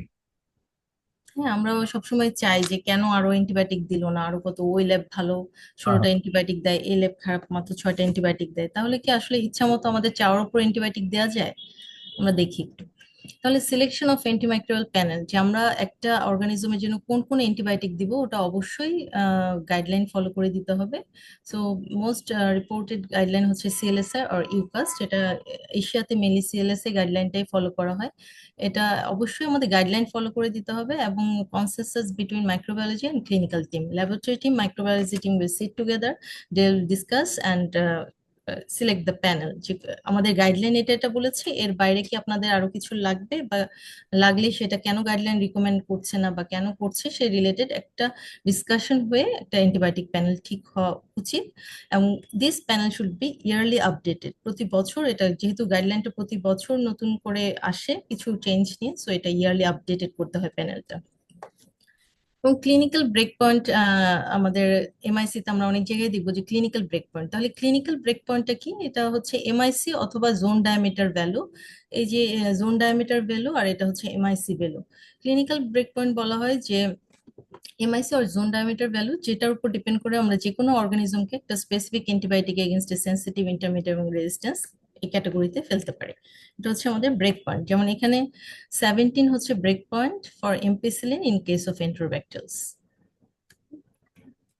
তাহলে এই ব্রেক পয়েন্টের উপর ডিপেন্ড করে আমরা এএসটি কে কিছুটা ক্যাটাগরিতে, ইন্টারপ্রিটেটিভ ক্যাটাগরিতে ফেলি। একটা হচ্ছে সাসেপ্টেবল, একটা হচ্ছে রেজিস্ট্যান্স। এই দুটো আমরা সবাই জানি। সাসেপ্টেবল মানে হচ্ছে যদি আমরা স্ট্যান্ডার্ড ডোজে দিই তাহলে ড্রাগ কাজ করবে, অর্গানিজম কিল হবে। আর রেজিস্ট্যান্স হচ্ছে যদি অর্গানিজমটা রেজিস্ট্যান্স হয় টু দ্যাট অ্যান্টিবায়োটিক, তাহলে আমরা যত বেশি ডোজেই দেই তাহলে অর্গানিজমের উপর সেটা কোনো ইফেক্ট করবে না। ইন বিটুইন কিছু টার্ম আছে, একটা হচ্ছে ইন্টারমিডিয়েট। ইন্টারমিডিয়েট হচ্ছে যে আনসার্টেন থেরাপিউটিক ইফেক্ট। তার মানে হচ্ছে যে আমি যদি ডোজটা বাড়িয়েও দেই বা ফ্রিকোয়েন্সিও বাড়িয়ে দেই তাহলে ড্রাগ কাজ করতেও পারে, নাও করতে পারে, কারণ কোনো ক্লিনিক্যাল ট্রায়াল নাই যে এটা গ্যারান্টি দিয়ে, কোনো ক্লিনিক্যাল ট্রায়াল স্ট্যাবলিশ হয় নাই যে ইন্টারমিডিয়েটে আমি যদি বেশি ডোজ বা ফ্রিকোয়েন্সি দেই তাহলে ড্রাগ কাজ করবে এবং অর্গানিজম ইনহেবিট হবে। এটা কোনো ক্লিনিক্যাল ট্রায়ালে প্রুভেন না। এটা করতেও পারে, নাও করতে পারে। এখানে মেয়ে একটা কথা লেখা আছে। আরেকটা টার্ম হচ্ছে susceptible dose dependent, SDD, susceptible dose dependent. এখানে বলা হয় যে যদি কিছু কিছু অ্যান্টিবায়োটিকের এই susceptible dose dependent break point আছে, যে এখানে যদি এই ক্যাটাগরিতে পড়ে তাহলে আমরা যদি ফ্রিকোয়েন্সি এবং ডোজটা বাড়িয়ে দিই তাহলে ক্লিনিক্যালি প্রুভেন যে antibiotic will act on that organism and organism will kill and there will be therapeutic success. So SGD আছে কিছু অর্গানিজম প্লাস অ্যান্টিবায়োটিক দেওয়া হয়েছে, যেমন সেফিপাইম, প্যাপাসিলিন, টেজোব্যাক্টাম, এন্টেরোব্যাক্টারিসের জন্য এসজিডি আছে। ইকুইভ্যালেন্ট এজেন্ট, কিছু কিছু এজেন্ট আছে যে আমরা একটা টেস্ট করে আরেকটা ইন্টারপ্রিট করতে পারি, যেমন সেফোটাক্সিম, সেফট্রাক্সন দুটাই আমাদের টেস্ট করার দরকার নেই। আমরা যদি একটা টেস্ট করি, শুধু সেফট্রাক্সন টেস্ট করি, তাহলে আমি সেফোটাক্সিমের ইন্টারপ্রিটেশন বুঝতে পারবো। সেফট্রাক্সন যদি সেন্সিটিভ হয় সেফোটাক্সিম সেন্সিটিভ হবে, সেফট্রাক্সন রেজিস্ট্যান্ট হলে সেফোটাক্সিম রেজিস্ট্যান্ট হবে। তো এরকম কিছু আমাদের ইকুইভ্যালেন্ট এজেন্ট আছে, যেমন অ্যাজিথ্রোমাইসিন, ইরাইথ্রোমাইসিন, ক্লারিথ্রোমাইসিন। আমার কিন্তু তিনটাই বসানোর দরকার নেই। আমি যদি শুধুমাত্র ইরাইথ্রোমাইসিন বসাই ইন কেস অফ স্ট্যাফিলোকোকাস, তাহলে I can interpret the result of azithromycin and clarithromycin. আর কিছু আছে প্রেডিক্টিং অ্যান্টিবায়োটিক, যে আমি একটা অ্যান্টিবায়োটিক দিয়ে আরো অনেকগুলো অ্যান্টিবায়োটিকের প্রেডিকশন করতে পারবো। যেমন হচ্ছে এন্টেরোকক্কাস, যেটা সাসেপ্টেবল টু এমপিসিলিন, এটা predict susceptibility to amoxicillin, ampicillin, sulbactam, amoxiclav, piperacillin, tazobactam, imipenem. এরকম this are the list of predictive agent. মানে আমি একটা অ্যান্টিবায়োটিক টেস্ট করে বাকি এতগুলো অ্যান্টিবায়োটিকের সাসেপ্টেবিলিটি প্রেডিক্ট করতে পারবো। দ্যাটস ওয়াই কিছু ল্যাব খেয়াল করবেন যে রিপোর্টের শেষে একটা কমেন্ট দেয়, this comment is very important. আমি যদি দেখি যে কিভাবে কমেন্টটা দেওয়া হয়েছে, যে এখানে দেখেন এন্টেরোকক্কাস একটু আগেই দেখালাম যে একটা ল্যাব মাত্র 6টা ড্রাগ দিয়েছে, মানে 6টা ড্রাগ দিয়েছে, কিন্তু এখানে দেখেন ampicillin sensitive. So ampicillin sensitive মানে হচ্ছে এখানে list of antibiotic sensitive, amoxicillin, amoxiclav, piperacillin, tazobactam. So এই 6টার সাথে কিন্তু আরো 3টার নাম অ্যাড করা আছে যদি আমরা কমেন্টটা ফলো করি। সিমিলারলি আমরা যদি এমআরএসএ যদি পাই, এমএসএসএ যেটা আমরা সেফোক্সিটিন দিয়ে অথবা অক্সাসিলিন দিয়ে ডিটেক্ট করতে পারি। সো এমএসএসএ যদি পাওয়া যায় তাহলে এটা কি ইন্ডিকেট করে? এখানে খুব মিনিমাম অ্যান্টিবায়োটিক দেওয়া হয়েছে একটা এমএসএসএ রিপোর্টে, এখানেও মাত্র 7টা অ্যান্টিবায়োটিক দেওয়া হয়েছে, কিন্তু নিচের রিপোর্টটা যদি আমরা ফলো করি, methicillin susceptible staphylococcus aureus can be considered susceptible to cloxacillin, methicillin, amoxiclav, piperacillin, tazobactam, cefuroxime, ceftriaxone, meropenem, lots of antibiotic list is there. So আমরা শুধুমাত্র রিপোর্টটার দিকে টেবিলগুলোর দিকে না তাকিয়ে একটু যদি আমরা কমেন্টটা দেখি তাহলে এটা আমাদেরকে অনেক হেল্প করবে। কোনো পেশেন্ট হয়তো আগে থেকে সেফট্রাক্সন পাচ্ছে, বাট রিপোর্ট আসলে এরকম এমআরএস এমএসএস এ, এবং এখানে মাত্র 60টা ড্রাগ। তো আমি যদি নিচের কমেন্টটা পড়ি তখন আমি বুঝতে পারবো যে আচ্ছা অক্সাসিলিন সেন্সিটিভ মানেই আমার সেফট্রাক্সন সেন্সিটিভ। বাট আমি যদি কমেন্টটা ফলো না করি তখন আমি বলবো যে আমি দিচ্ছি সেফট্রাক্সন, ল্যাব সেফট্রাক্সন রিপোর্ট করে নাই। হ্যাঁ, so this type of comment is very important. আরো কিছু ব্যাপার আমাদের এএসটি ইন্টারপ্রিটেশনের সময় খেয়াল রাখতে হবে, যেমন হচ্ছে ইন্ট্রিনসিক রেজিস্ট্যান্স। কিছু কিছু ব্যাকটেরিয়া আছে ইন্ট্রিনসিকলি resistance to some antibiotic agent, এখানে লিস্ট দেওয়া আছে। এবং এই অ্যান্টিবায়োটিক গুলোকে এদের resistance pattern, prevalence of resistance, clinical efficacy সবকিছুর উপর ডিপেন্ড করে কিছু টায়ারে ডিভাইড করা হয়। টায়ার 1, 2, 3, 4 এরকম টায়ারে ডিভাইড করা হয়। আমাদের গাইডলাইনে এভাবেই অ্যান্টিবায়োটিক প্যানেল গুলো দেওয়া হয়, যে এগুলো হচ্ছে এন্টেরোব্যাকটেরিয়াস এর জন্য সিউডোমোনাস, সায়ানোটোব্যাক্টেরিয়া, this are the panel, and gram positive এর প্যানেল। সিলেক্টিভ রিপোর্টিং একটা টার্ম আছে। সিলেক্টিভ রিপোর্টিং বলা হয় যে যদি আমি কোনো অ্যান্টিবায়োটিককে তার বডি সাইড বা মেকানিজম রেজিস্ট্যান্স বা ক্লিনিক্যাল সেটিং এগুলোর জন্য আমি কোনো অ্যান্টিবায়োটিক রেজাল্টকে সাপ্রেস করে রাখি বা হাইড করে রাখি, সেটাকে বলা হয় সিলেক্টিভ রিপোর্টিং। যেমন টিগাসাইক্লিন যদি ইকোলাই ইউরিনে সেন্সিটিভ হয়, আমি টিগাসাইক্লিনটা রিপোর্ট করব না, কারণ আমি জানি যে টিগাসাইক্লিন ইউরিনে ভেরি লো কনসেন্ট্রেশন থাকে, it will not act on that E. coli in urinary tract infection. So আমি এই ড্রাগের ক্লিনিক্যাল এফিকেসি চিন্তা করে এই টিগাসাইক্লিন রিপোর্টটা হাইড করে রাখলাম, সেটাকে বলা হচ্ছে সিলেক্টিভ রিপোর্টিং। এবং যদি ক্লিনিশিয়ান চায় মানে যদি জানতে চায় তাহলে রিপোর্ট তার কাছে শেয়ার করা হবে। আর ক্যাসকেড রিপোর্টিংটা হচ্ছে যে টায়ার ওয়াইজ আমরা যে অ্যান্টিবায়োটিক গুলোকে ডিভাইড করলাম, সেই টায়ার ওয়াইজ রিপোর্টিং, যে আমার যদি কোনো ন্যারো স্পেকট্রাম ড্রাগ সেন্সিটিভ থাকে সেক্ষেত্রে আমি ব্রড স্পেকট্রাম ড্রাগকে রিপোর্ট করব না। আমি যদি এক্সাম্পল দেখি যে ক্লেবশিয়েলা নিউমোনি, এখানে ceftriaxone resistant but sensitive to cefepime and imipenem. So দুটাই হচ্ছে টায়ার 2 ড্রাগ। তো যেহেতু cefepime is narrow spectrum than imipenem, so আমি শুধুমাত্র সেফিপাইমটা রিপোর্ট করব আর ইমিপেনামটা রিপোর্টটাকে হাইড করে রাখবো, কারণ এটা হচ্ছে আমি ক্যাসকেড রিপোর্টিং করলাম। যেখানে ন্যারো স্পেকট্রাম ড্রাগ সেন্সিটিভ সেখানে ব্রড স্পেকট্রামটাকে আমি রিপোর্ট করলাম না, বাট ক্লিনিশিয়াল যখনই জানতে চাবে আমি তার সাথে রিপোর্টটা সিলেক্ট শেয়ার করব। এবং এটা ইম্পর্টেন্স হচ্ছে সিলেক্টিভ এবং ক্যাসকেড রিপোর্টিং এর, যে ensure and encourage appropriate antimicrobial use বা রেশনাল ইউজ অফ অ্যান্টিবায়োটিক। না হচ্ছে MIC based report, automated report, যেটাকে আমরা বলি মোর অ্যাকুরেট। এখন এমআইসি রিপোর্টে আমরা যদি দেখি যে এখানে কিন্তু কয়েকটা সেন্সিটিভ আছে এবং ভ্যালু আছে। সো এমআইসি রিপোর্টটাও যদি ডিস্ক ডিফিনিশনের মতো আমরা যদি এসআইআর দেই তাহলে তো এই অটোমেশনের অ্যাডভান্টেজটা আমরা নিতে পারলাম না। তো যদি এরকম 4টা ড্রাগ সেন্সিটিভ থাকে তা how will I decide which one are the best drug for this organism for this patient. এখানে আমি দেখছি যে 4টা ড্রাগ সেন্সিটিভ আছে in case of klebsiella pneumoniae. So MIC তে একটা ভ্যালু দেয়া থাকে 1, 8, 4, এবং ধরা হয় যে সবচেয়ে লোয়েস্ট কনসেন্ট্রেশন যেটা সেটাই হচ্ছে বেস্ট ড্রাগ। তাহলে আমরা দেখছি যে এই এমআইসি গুলোর মধ্যে লোয়েস্ট কনসেন্ট্রেশন হচ্ছে cefepime, that is 1 compare to other. So আমি যদি শুধু এইটুক দেখি আমার কাছে মনে হবে cefepime is the best drug for this klebsiella pneumoniae. আমরা যদি আরেকটু দেখি যে আসলে শুধুমাত্র এমআইসি ভ্যালু দেখে না, আরেকটা জিনিস বলা হয় যেটাকে বলা হয় ব্রেক পয়েন্ট এমআইসি কোএফিসিয়েন্ট, যে আমি একটা ক্যালকুলেশন করে যে যেটা বিএমকিউ বেশি সেটা হচ্ছে সবচেয়ে ভালো ড্রাগ, সেটাকে যদি আমি দেখি তাহলে হচ্ছে সেফিপাইমের ব্রেক পয়েন্ট এমআইসি এখানে যদি দেখি আমরা যে 2, তার মানে হচ্ছে এখানে আমার ক্যালকুলেট করতে হবে যে আমি ব্রেক পয়েন্ট এমআইসি ক্যালকুলেশনের জন্য আমি হচ্ছে যে এখানে এমআইসি প্লাস হচ্ছে আমার ব্রেক পয়েন্ট দিয়ে ডিভাইড করতে হবে, এবং যেটা সবচেয়ে বেশি বিএমকিউ ভ্যালু বেশি সেটা হচ্ছে ভালো ড্রাগ। সো এখানে আমি দেখছি যে এমিকেসিন ব্রেক পয়েন্ট এমআইসি হচ্ছে 8। সো আমার শুধুমাত্র এমআইসি ভ্যালু দেখে মনে হয়েছিল যে cefepime good drug for this klebsiella pneumoniae, but আমি যখন ক্যালকুলেশন করে বিএমকিউ বের করলাম ব্রেক পয়েন্ট এমআইসি কোএফিসিয়েন্ট তখন দেখলাম যে আমার amikacin is the best drug for this klebsiella pneumoniae.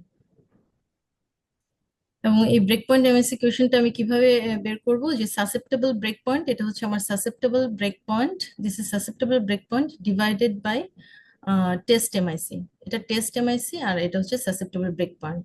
So আমি 2 ডিভাইডেড বাই 1 ইকুয়াল টু 2, এভাবে যদি আমি ক্যালকুলেশন করি তাহলে যে ভ্যালুটা বের হবে সেটা হচ্ছে ব্রেক পয়েন্ট এমআইসি কোয়েশ্চেন্ট। এত কিছুর পরও দেখা যায় যে যখন আমাদের আমরা রিপোর্টটা দেই, আমাদের ইন ভিট্রো ইন ভিভো অনেক সময় ম্যাচ করে না, যে এবং সেটাকে বলা হয় যে যতগুলো আমরা রিপোর্ট করি ল্যাবে তার 90% যেগুলো সেন্সিটিভ তার 90% হচ্ছে আবার ইন ভিভোতে বডিতেও রেসপন্স করবে, আবার যেগুলো রেজিস্ট্যান্স তার 60% আবার বডিতে রেসপন্স করবে, আর 40% হচ্ছে রেজিস্ট্যান্স হবে। তার অনেকগুলো কারণ আছে, যেমন হচ্ছে যে ফল্টি টেকনিক হতে পারে, যে ইন ভিট্রোতে রেজিস্ট্যান্স মানে আমার ল্যাবে resistance but clinical response is good, যে আমার টেকনিকটা হয়তো ভুল ছিল, বা ইনফ্ল্যামড কম্পার্টমেন্ট মে কনসেন্ট্রেট মোর ড্রাগ, এরকম অনেকগুলো কজ আছে। তো সেসব ক্ষেত্রে আমরা যদি আমাদের সবকিছুই রেজিস্ট্যান্স আসে, অল অ্যান্টিবায়োটিক রেজিস্ট্যান্স আসে, সেক্ষেত্রে আমরা একটা কমেন্ট দিতে পারি যে 90-60 রুলটা, যে আমরা 90-60 রুল, যে সাসেপ্টেবল অর্গানিজম 90% কেসে হচ্ছে সাসেপ্টেবল হয়, যেখানে রেজিস্ট্যান্স অর্গানিজম মে রেসপন্ড টু 60% কেসেস। এবং শুধুমাত্র যদি অল ড্রাগ রেজিস্ট্যান্স হয় তখনই শুধুমাত্র আমরা 90-60 রুলটা দিতে পারবো। যদি কোনো সাসেপ্টেবল থাকে সেক্ষেত্রে কিন্তু এই রুলটা ফলো হবে না। তো আমি একটু ম্যানেজমেন্ট নিয়ে একটু রেখেছিলাম, এটা কি স্যার বলবো? সময় আছে? Sure sure. আর 3টা স্লাইড হয়তো। Sure. সো আমরা অনেক চ্যালেঞ্জ ফেস করি আসলে পেশেন্টের ক্লিনিক্যাল ইনফেকশন ম্যানেজমেন্টে, যেমন এমআরএসএ পাই, VRSA, then ESBL, CRE, all these are the problem in managing infection. So আমি আজকে শুধু সিআরইটা নিয়ে একটু বলবো, যে কার্বাপেনাম রেজিস্ট্যান্স এন্টারব্যাকটেরিয়াসে আমরা কিভাবে ম্যানেজ করব। Carbapenem resistance enterobacteriaceae, mainly carbapenem রেজিস্ট্যান্সটা মোস্ট কমন কজ হচ্ছে কার্বাপেনামেজ এনজাইম। আদার কজও আছে, but common cause of enterobacteriaceae মানে এন্টারব্যাকটেরিয়াসি, কোলাই, ক্লেবশিয়েলা, এন্টারব্যাকটেরিয়াস, এগুলোর মেইন কমন কজ হচ্ছে কার্বাপেনাম এনজাইম প্রোডাকশনের জন্য। এবং এনজাইমের কিছু টাইপ আছে জিন, অ্যাকর্ডিং টু জিন, যেমন কেপিসি, এমবিএল, অক্সা 48। এগুলো অনেক কঠিন লাগতে পারে, বাট আমাদের এখন রেজিস্ট্যান্স লেভেলটা এমন ডেভেলপ করে গেছে যে আমাদের for effective treatment option we have to know or get some idea about this. কারণ কার্বাপেনাম রেজিস্ট্যান্স হলে আমাদের ট্রিটমেন্ট অপশন খুবই কম, সেক্ষেত্রে বলা হয় ceftazidime avibactam is the first line choice. এবং সেফটাজিডিম এভিব্যাক্টাম, শুধুমাত্র সেফটাজিডিম এভিব্যাক্টাম, এই যে আমি কার্বাপেনাম টাইপগুলোর মধ্যে কথা বললাম, সেফটাজিডিম এভিব্যাক্টাম, অক্সা 48 অ্যান্ড কেপিসি, এই দুটার এগেনস্টে কাজ করবে সেফটাজিডিম এভিব্যাক্টাম। আর যদি আমার টাইপটা কার্বাপেনামেজ টাইপটা অক্সা 48 হয়, সেক্ষেত্রে আমার সেফটাজিডিম এভিব্যাক্টাম প্লাস অ্যাস্ট্রিওনাম, এই কম্বিনেশনটা দিতে হবে। এবং কম্বিনেশনটা বলা হয় যে combination infuse সাইমultaneously or in a single ভায়াল for prolonged infusion over 3 hours, 8-hour interval. Very important information. যে আমাদের আইসিইউ পেশেন্ট গুলো দেখা যায় সব ড্রাগ রেজিস্ট্যান্স হয় বা কোনো কিছুতেই কাজ করছে না, কার্বাপেনাম রেজিস্ট্যান্স, সেক্ষেত্রে আমরা কার্বাপেনামেজ টাইপটা যদি আমাদের অক্সা 48 কেপিস হয়, সেক্ষেত্রে সেফটাজিডিম এভিব্যাক্টামই কাজ করবে। আর যদি 40 এমবিএল হয়, সেক্ষেত্রে আমাদের সেফটাজিডিম এভিব্যাক্টাম প্লাস অ্যাস্ট্রিওনাম। এটা কিন্তু আবার অবশ্যই আমার ওভার 3 আওয়ার্স ইনফিউশন দিতে হবে না 8 আওয়ারলি। এবং এটা ক্রিয়েটিন ক্লিয়ারেন্স রেটের উপর কিছুটা ভ্যারি করতে পারে, বাট অ্যাসাইনোটোব্যাক্টেরিয়ার উপর সেফটাজিডিম এভিব্যাক্টামের কোনো অ্যাকশন নেই। এখন কোশ্চেন হতে পারে যে তাহলে কোলিস্টিনের রোল কি। কোলিস্টিন, পলিমিক্সিন বি দুটাই হচ্ছে ইকুইভ্যালেন্ট এজেন্ট, এবং বলা হয় যে এই দুটাকে অ্যাভয়েড করা উচিত for the treatment infection caused by carbapenem resistance enterobacteriaceae. আপনারা যদি আগের রিপোর্টগুলো ফলো করেন সবকিছুতেই দেখা যাবে কোলিস্টিনটা হচ্ছে ইন্টারমিডিয়েট, কারণ হচ্ছে কোলিস্টিনের কোনো সাসেপ্টেবল ব্রেক পয়েন্ট নাই, কোলিস্টিন ইজ ইন্টারমিডিয়েট। কেন এটা ইন্টারমিডিয়েট? কারণ এর ক্লিনিক্যাল এফিকেসি এত কম এবং টক্সিসিটি বেশি, যার জন্য এটাকে কোনো সাসেপ্টেবল ব্রেক পয়েন্ট দেওয়া হয়নি। বাট কোলিস্টিন এবং পলিমিক্সিন বি আমরা যদি দেখি যে আমাদের সেফটাজিডিম এভিব্যাক্টাম নাই, অ্যাভেলেবেল না, সেক্ষেত্রে আমাদের একটা preferred option, but it is not the first option. And polymyxin B আর কোলিস্টিন, এটার একটা ইম্পর্টেন্ট কথা আছে যে polymyxin B and colistin both are equivalent agent, but polymyxin B mostly ভালো হচ্ছে আমাদের invasive infection, blood stream infection, pneumonia এক্ষেত্রে। আর কোলিস্টিন হচ্ছে মেনলি লোয়ার ইউটিআই এর ক্ষেত্রে। আমরা সবকিছুতে দেখা যায় যে কোলিস্টিনটা দিয়ে দিই, বাট কোলিস্টিন হচ্ছে ইউটিআই এর ক্ষেত্রে ভালো কাজ করবে, আর আদারওয়াইজ ব্লাড স্ট্রিম ইনফেকশন, আদার ইনভেসিভ ইনফেকশন, নিউমোনিয়া সবগুলোতে পলিমিক্সিন বি দুটাই ইকুইভ্যালেন্ট এজেন্ট, একটা সেন্সিটিভ বা একটা ইন্টারমিডিয়েট মানে অপোজিটটাও ইন্টারমিডিয়েট। আর যদি সেফটাজিডিম এভিব্যাক্টাম আমাদের না থাকে, সেক্ষেত্রে আমাদের colistin and high dose of carbapenem we can suggest for treatment. আর কার্বোপেনাম রেজিস্ট্যান্ট অ্যাসাইনোটোব্যাক্টার পেলে প্রথমেই আমাদের এটাকে ক্লিনিক্যালি কোরিলেট করে আমাদেরকে এটা অ্যাসেস করতে হবে whether it is colonizing organism or true pathogen, কারণ ট্রাকিয়াল অ্যাসপারেটে মোস্ট অফ দ্য ক্ষেত্রে আমরা দেখা যায় অ্যাসাইনোটোব্যাক্টার পাই, এবং সেটা যদি আমরা গ্রান্ড স্টেইনের সাথে কোরিলেট করি দেখা যাবে ওটা ট্রু প্যাথোজেন না। সো যদি রিয়েল প্যাথোজেন হয় অ্যাসাইনোটোব্যাক্টার, সেই ক্ষেত্রে আমাদের ট্রিটমেন্ট অপশন হচ্ছে triple combination meropenem with ampicillin sulbactam with either minocycline or polymyxin B. এটাকে triple combination for CR carbapenem resistant acinetobacter. And carbapenem resistant সিডোমোনাসের জন্য ট্রিটমেন্ট অপশন হচ্ছে সেফটাজিডিম এভিব্যাক্টাম। যদি কোনো অ্যামাইনোগ্লাইকোসাইড অ্যাভেলেবল থাকে, অ্যামাইনোগ্লাইকোসাইড বলা হয় tobramycin is the best antipseudomonal drug, not amikacin or gentamicin. Tobramycin is the best. If যদি সাসেপ্টেবল থাকে সেটা দিতে পারি। অ্যান্ড পলিমিক্সিন বি এর জন্য যদি কোনোই আমার ট্রিটমেন্ট অপশন না থাকে সেক্ষেত্রে পলিমিক্সিন বি। আর কম্বিনেশন থেরাপি যদি আমরা দিব যদি আমাদের সেফটাজিডিম এভিব্যাক্টাম অ্যাভেলেবল না হয় এবং ইনফেকশন যদি খুবই সিভিয়ার হয়। সো লাস্ট স্লাইড, যে আমার টেক হোম মেসেজ হচ্ছে যে we should develop the culture of sending sample for culture and ST before starting antibiotic. And patient clinical information is very important for AST interpretation, so properly filled requisition form is very essential. Accurate interpretation of AST facilitate the clinical team to choose the right antibiotic therapy.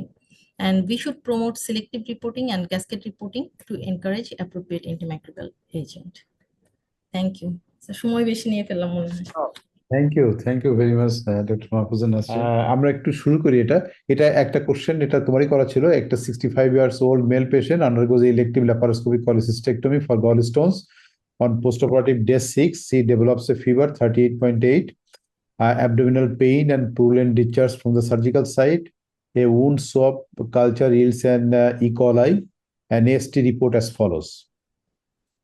AST report হচ্ছে moderate growth of the E. coli isolated at 35 degrees Celsius for 48 hours, aerobically incubation, identification and sensitivity test done by Vitek 2 system, minimum inhibitory concentration MIC. So these are the AST report. Any student can participate, can give the answer. What type of resistance developed in these E. coli isolates?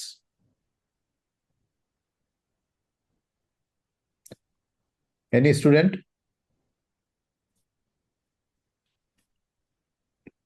Mahfuza, you can moderate, please. যে আমি একটু clue দিচ্ছি যে all cephalosporin group of antibiotic are resistant here. And beta-lactam inhibitor এবং Ciclab এগুলো resistant. Sensitive হচ্ছে meropenem, tazobactam. It may be ESBL. ESBL, madam. Yes, it is ESBL. So what is the drug of choice? Carbapenems. Carbapenem. Actually, it depends on severity of the infection. যেখানে যেহেতু এখানে বলা হচ্ছে patient fever আছে, abdominal pain, so systemic infection আছে, so carbapenem is the drug of choice. So next question হচ্ছে যে এটা কি antibiogram or AST? This is AST, madam. হ্যাঁ, এটা হচ্ছে AST. Right? Next question. By which method AST is done? Here, এখানে কোন মেথডে দেওয়া হচ্ছে? MIC. MIC. একজন মাইক্রোবায়োলজিস্ট আনসার করছে আমার মনে হচ্ছে। Other student. Surgery student. কোন কনফিউশন আছে এখানে? Any question? Any question? Okay.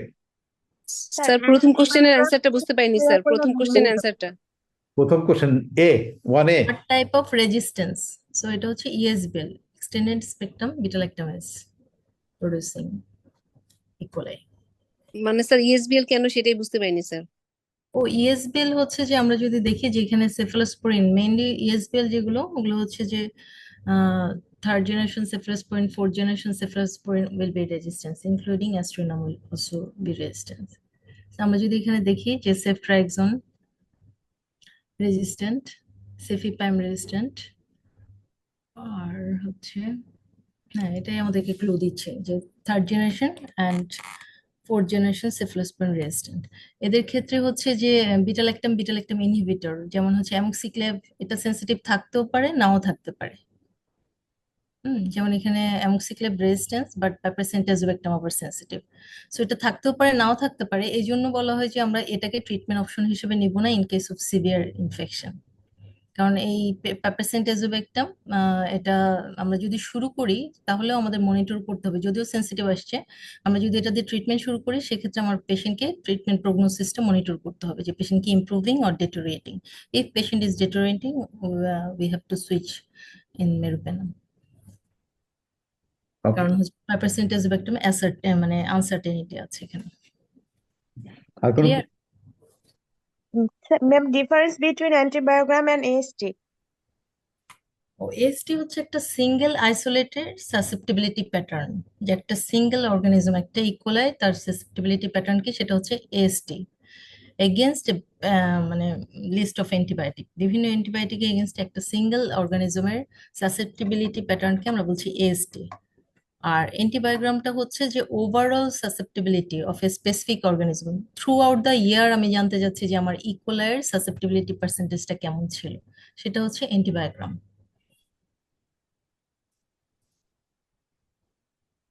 Clear? ওকে, আর কোনো কোশ্চেন? আমরা সেকেন্ডে যাই। Second one is 40-year-old female undergo a mastectomy for breast cancer. On postoperative day 5, she develops a redness, swelling, and tenderness around the surgical wound. Pus is drained and culture grow staph aureus. AST report is as follows. দেখি আমাদের surgery student প্রথম বলো, what type of resistance pattern suggest in this staph aureus isolates? Methicillin resistant. Methicillin resistance to Cryptococcus. Nasrin, please moderate. ঠিক আছে, মেথিসিন resistant. So what antibiotic would you choose for this infection and why? Vancomycin. হ্যাঁ, vancomycin. যদি ভ্যানকোমাইসিনে পেশেন্টের ইয়ে হয়, reaction হয়, সেক্ষেত্রে option কি? লিনেজোলিড দিতে পারি। লিনেজোলিড ম্যাডাম। ঠিক আছে। এমআরএস তে মেইন গোল্ড স্ট্যান্ডার্ড হচ্ছে ভ্যানকোমাইসিন। যদি ভ্যানকোমাইসিনে পেশেন্টের আবার রিঅ্যাকশন হয় বা আনএভেলেবল থাকে সেক্ষেত্রে linezolid is good option for wound infection or soft tissue infection. What precautions should the surgical, I told you additional advice to give along with CS to differentiate pathogen, colonizer and contamination. Microscopy. হ্যাঁ, microscopy, গ্রাম straining. আমরা সবসময় একটা কালচারের সাথে অবশ্যই একটা গ্রাম straining করতে দেব। গ্রাম straining আমাদেরকে সাজেস্ট করবে যদি পাস সেল কম থাকে, এপিথেলিয়াল সেল বেশি থাকে, সেক্ষেত্রে এটা ব্যাড স্যাম্পল বা ট্রিট করবো। এটা হচ্ছে what precaution should the surgical team take to prevent MRSA transmission? Surgical টিমকে কোনো প্রিকশন নিতে হবে এমআরএসএ যদি ফার্দার অন্য পেশেন্টে ট্রান্সমিট না হয়? পেশেন্টটাকে আইসোলেট করতে হবে ওয়ার্ড থেকে। ওয়ার্ড থেকে আইসোলেট করতে হবে। আর কি করতে হবে? কন্টাক্ট প্রিকশন, গ্লাভস, গাউন, পেশেন্টকে যখন আমরা অ্যাটেন্ড করবো, গ্লাভস, গাউন এবং হ্যান্ড হাইজিনটা স্ট্রিক্টলি পারফর্ম করতে হবে। and ensure the sterilization of the surgical instrument. Okay. Any question?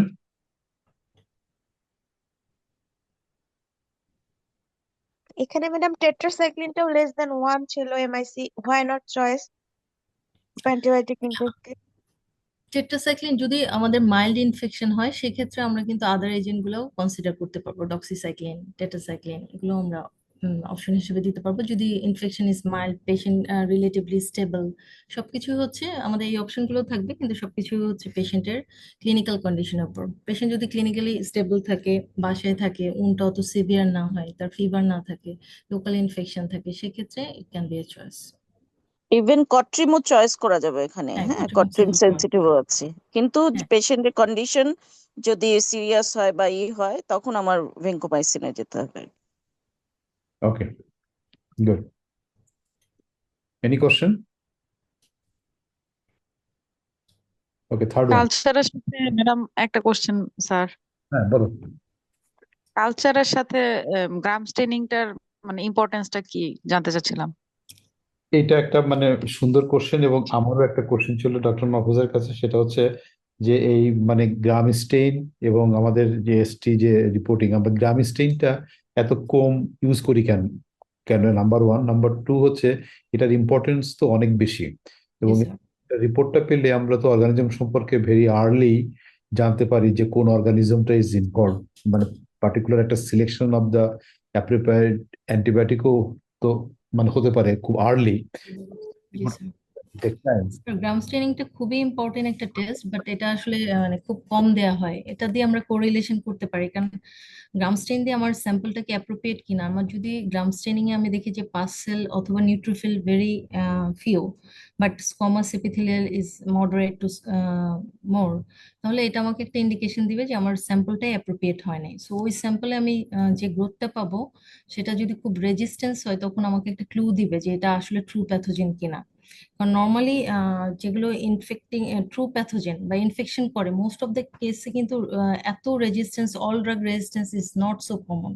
So যে কোনো রিপোর্ট দেখে যে কোনো অর্গানিজমে যখন অল ড্রাগ রেজিস্ট্যান্স, তখনই আমার মাথায় এটা একটু থাকতে হবে যে এটা কি আসলে ট্রু প্যাথোজেন কিনা বা কোনো কন্টামিনেন্ট কিনা, এবং সেটাকে আমি গ্রাম স্টেনিং এর সাথে অবশ্যই কোরিলেট করতে হবে। গ্রাম স্টেনিং এ যদি দেখি যে না আমার পাস সেল মডারেট অথবা অনেক প্লেন্টি পাস সেল, ইভেন ও গ্রাম স্টেনে আমার অর্গানিজম আছে, আমি হয়তো স্ট্যাফিলোকক্কাস পেয়েছি কালচারে, গ্রাম স্টেনিং এও রিপোর্ট হচ্ছে যে gram positive cocci arrange in cluster, plenty pus cell and few epithelial cell, তাহলে আমি আমার মাইক্রোস্কোপেও আমার গ্রাম পজিটিভ কক্কাই আছে ক্লাস্টার ফর্ম, আবার আমি কালচারেও হচ্ছে গ্রাম পজিটিভ অর্গানিজম পাচ্ছি। সো দুটো আমার ম্যাচ করে গেছে, প্লাস হচ্ছে আমার পাস সেল বেশি আছে, সো এটা ট্রু প্যাথোজেন, এটা আমাকে একটা ইন্ডিকেশন দেবে। জি জি। তো এই রিপোর্টটা মানে আমরা কি চাই না, বা মানে আমরা কেন পাই না, বা আমাদের কাছে কেন আসে না? স্যার এটা যদি গ্রাম স্টেনিং এর জন্য যদি রিকোজিশন দেওয়া হয়, অবশ্যই রিপোর্টটা দিয়ে দেওয়া হবে। তবে আমরা যেহেতু আমরা পাই না, আমরা মোস্ট অফ দ্য ক্ষেত্রে ল্যাবে বলেই দিয়েছি যে উনসব স্পুটাম এগুলো ট্রাকেল অ্যাসপাইট আসলেই যেন গ্রাম স্টেনিং করা হয়। সো যেহেতু পেশেন্ট পেমেন্ট করে না, আমরা নিজ থেকে ল্যাবে করাই, সেই রিপোর্টটা আসলে পেমেন্ট ছাড়া রিপোর্ট দিতে মানে ওই যে সিস্টেমে কোনো একটা সমস্যা আছে, বাট আমরা ক্লিনিক্যাল কোরিলেট করতে পারি। বাট ক্লিনিশিয়ান যদি পেশেন্টকে অ্যাডভাইস করে, সে রিকুইজিশন দেয়, পেমেন্ট করে সেটা করে, তাহলে সেই রিপোর্ট অবশ্যই পেশেন্টের কাছে যাবে, ক্লিনিশিয়ানের কাছে যাবে। মানে এটা সাজেস্ট করতে হবে। সেক্ষেত্রে আমরা ক্লিনিশিয়ানকে ওভার ফোনে জানাই দেই যে আমরা গ্রাম স্টেন নিজেরা করেছি এবং ফাইন্ডিংসটা এমন আসছে। এটা একটা ইম্পর্টেন্ট প্র্যাকটিস, কিন্তু আমরা কেউ মানে ফলো করছি না। এটা আসলে ইজ ভেরি ভেরি খুবই ইম্পর্টেন্ট স্যার। রাইট। আমরা slide 3, 50 years old man underwent a laparotomy for dew perforation on 5th postoperative day. During check dressing, his wound was exuding pus, and he has no systemic features of infection, and he's on ciprofloxacin and metronidazole. Wound CS report as follows. হ্যাঁ, এটা MSS methicillin susceptible. ও আমি বলে দিলাম, রিপোর্টে লেখা আছে। দেখা তো রুলটা মানে কেটে দিলে পারতাম। মানে আমাদের স্টুডেন্টদের কিন্তু তোমাদের অসপিস্টেশনগুলোতে এরকম একটা মানে কোশ্চেন তোমাদের থাকতেই পারে, কিন্তু যে মানে এমএস এফসিপিএস যেই হোক না কেন। So interpretation of the AST reporting এবং তার সঙ্গে 3-4টা কোশ্চেন বা 5টা কোশ্চেন দিয়ে একটা স্টেশন তোমরা পেয়েছো কিনা জানি না, বাট আমার মনে হয় যে ফিউচারে তোমরা এগুলো আশা করতে পারো, এই ধরনের কোনো স্টেশন থাকবে। সো এইগুলো ইন্টারপ্রিটেশন একটু ভালো করে করো। তো কি হলো একটা মানে যেটা অলরেডি ডক্টর নাসরিন বলে দিল, যে এটা গ্রোথ অফ দ্য হ্যাঁ MSS methicillin sensitive Staphylococcus aureus. Now next question is, should we continue the previous treatment? Patient চলছিল হচ্ছে ciprofloxacin and metronidazole, এটা কি কন্টিনিউ হবে রিপোর্ট পাওয়ার পর? Madam yes. Cipro resistant Why? হওয়ার Cipro কথা। তো যেহেতু resistant আসছে এখানে। যেহেতু no systemic feature of infection, Cipro তো রেজিস্ট্যান্স আসছে এখানে। আমার সেনসিটিভিটি রিপোর্টে সিপ্রো রেজিস্ট্যান্ট আসছে। অন্য রিপোর্ট চেক করতে হবে, গ্রামস্টেন এসটি। যেহেতু এমএসএস এ ইউজুয়ালি একটা ট্রু প্যাথোজেন সেনসিটিভিটি প্যাটার্ন ভালো থাকে, এটা ওভারঅল একটা অ্যাজাম্পশন। সো এটাকে আমরা ট্রু প্যাথোজেনই ধরছি, সো এটা যদি আমি আইসোলেট করি মেথিসিলিন সেন্সিটিভ স্ট্যাফিলোকোকাস অরিয়াস এবং তার রিপোর্টিং সাসেপ্টিবিলিটি প্যাটার্নটা এমন থাকে, পেশেন্ট আগে থেকে সিপ্রো পাচ্ছিল, মেট্রোনিডাজল পাচ্ছিল, তো যেহেতু সিপ্রোফ্লক্সাসিন রেজিস্ট্যান্ট, সো আমার এটা স্টপ করতে হবে। এবং তাহলে আমি কি দিতে পারি পেশেন্টকে? সেফট্রিয়াক্সন দিতে পারি। ফ্লুক্লোক্সাসিলিন। ফ্লুক্লোক্সাসিলিন, হ্যাঁ, মোস্ট চিপেস্ট ড্রাগ, এটা দিয়ে পেশেন্ট ভালো হয়ে যাবে। তাহলে এখানে তো আসলে সেফট্রাক্সনের কথাটা লেখা নাই, হ্যাঁ।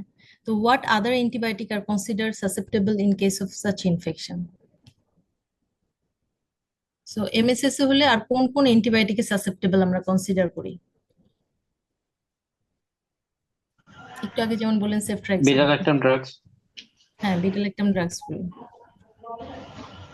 Amoxicillin, amoxiclav, piperacillin, tazobactam, ceftriaxone, but not cefixime. Cefuroxime are sensitive, but cefixime না। নেক্সট হচ্ছে যে এটা কি অ্যান্টিবায়োটিক, না কেন ম্যাডাম? এটা ক্লিনিক্যাল রিসার্চে দেখা গেছে যে সেফিক্সিমে এটার স্ট্যাফিলোকোকাসের উপর খুব ভালো অ্যান্টিব্যাকটেরিয়াল অ্যাক্টিভিটি নাই। নেক্সট কোশ্চেন হচ্ছে by which method AST is done here, Dix diffusion or MIC? Diffusion. Dix diffusion. Okay, fine. So আমরা next slide যাই। A 55 years old diabetic male undergoes exploratory laparotomy for purported diverticulitis. Postoperatively, he develops sepsis with high-grade fever, hypotension, and leukocytosis, and blood culture group Klebsiella pneumoniae. AST report as follows.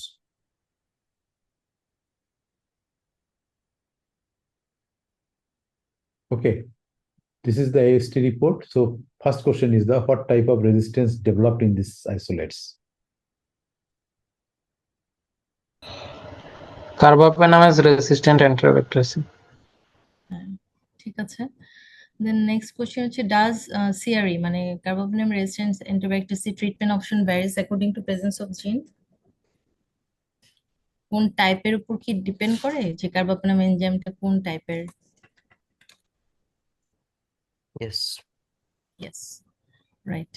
So what are the treatment option available for carbapenem resistant enterobacteriaceae? কি কি treatment option আছে? Ceftazidime avibactam complex. হ্যাঁ, সেফটাজিডিম এভিব্যাক্টাম, আর যদি MBL হয় সেক্ষেত্রে সেফটাজিডিম এভিব্যাক্টাম plus অ্যাস্ট্রোনাম। আচ্ছা, কোলেস্ট্রিনও আমরা দিতে পারি, যদি সেফটাজিডিম এভিব্যাক্টাম না থাকে সেক্ষেত্রে কোলেস্ট্রিনের সাথে হাই ডোজ মেরোপেনাম।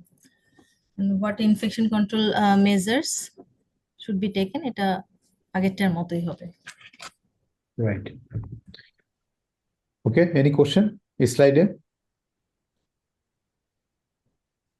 আমি একটু অ্যাড করি, CRE অনেক বেড়ে যাচ্ছে। আগে আমরা যা পেতাম কার্বাপেনাম রেজিস্ট্যান্ট এন্টারব্যাকটেরিয়াসি, এখন বেশিরভাগ ক্লেবশিয়েলা দেখা যাচ্ছে 40 to 50% মেরোপেনাম রেজিস্ট্যান্ট। ইকোলাই এখনো অতটা পাচ্ছি না, কিন্তু klebsiella is alarming meropenem resistant. Okay. Okay, thank you. আমরা খুব পাচ্ছি, ইভেন ইউটিআই তো এত ক্লেবশিয়েলা মানে মেরোপেনাম রেজিস্ট্যান্স, ইনভেরিয়েবলি ইউরোলজিস্ট নেফ্রোলজিস্টরা মানে একটা রিপোর্ট পাঠানোর পরে আমি জানি যে সেই রিপোর্টটা আমার হোয়াটসঅ্যাপে চলে আসবে যে ট্রিটমেন্ট অপশন কি, মানে এটা ছাড়ার সময় আমরা ভাবি যে এটা খুব প্রবলেমেটিক, কিভাবে ট্রিট করবে। ওকে, এই যে খুব মানে কথাটা বললে doctor Mahfuz is very important, যে সার্জনস বা ফিজিশিয়ানস সঙ্গে সঙ্গে মাইক্রোবায়োলজিস্টের সঙ্গে কন্ট্যাক্ট করা, যে what would be the treatment option is very important. এটা আমাদের সার্জারি যারা স্টুডেন্ট আছে তাদেরকেও বলছি, বা সার্জিক্যাল কলিগস, আমাদের জন্য সবারই এই জিনিসটা দরকার, যে to talk with the microbiologist মানে আফটার হ্যাভিং দিস রিপোর্ট, যে what should be the appropriate antibiotic for this particular patient. এই কালচারটা ডেভেলপ করলে আমার মনে হয় যে patient will be appropriately treated এবং মানে আমাদের রেজিস্ট্যান্স প্যাটার্ন এবং বার্ডেনটা অনেক কমে যাবে। ফিফথ, আচ্ছা, এখানে একটু আমি বলি যে আসলে আমরা তো এখনো মলিকুলার লেভেল পর্যন্ত যাইনি কার্বাপেনাম রেজিস্ট্যান্ট যে কোনটা কেপিসি মিডিয়েটেড অথবা এমবিএল মিডিয়েটেড, যেহেতু ট্রিটমেন্ট অপশন দুইটা ভিন্ন। মানে এমবিএল মেটালোবিটাল ল্যাকটামেজ প্রডিউসিং হলে তো সেটা সেফটাজিডিম এবিভেক্টমের সাথে আবার অ্যাস্ট্রোনম যোগ করতে হবে। আর কেপিসি মিডিয়েটেড হলে সেটার জন্য সেফটাজিডিম এবিভেক্টম হলেই হবে অনলি। তো সেই জন্য মানে এখন মানে মুশকিলটা ওখানেই হয়ে যায়। এবং বেশিরভাগ দেখা যায় যে আমরা ক্লেপসিয়েলা বা যে কার্বাপেনাম রেজিস্ট্যান্ট সেফটাজিডিম এবিভেক্টমও রেজিস্ট্যান্ট পাচ্ছি। আমরা যে কয়টা ডিস্কে বসাচ্ছি দেখা যায় সেফটাজিডিম এবিভেক্টমও অনেক ক্ষেত্রে রেজিস্ট্যান্ট। তো সেই ক্ষেত্রে যদি সেফটাজিডিম এবিভেক্টম রেজিস্ট্যান্ট হয় তখন ওইটা মাথায় আসবে এটা কেপিসি মিডিয়েটেড না, এটা এমবিএল মেটালোবিটাল্যাক্টোমেস।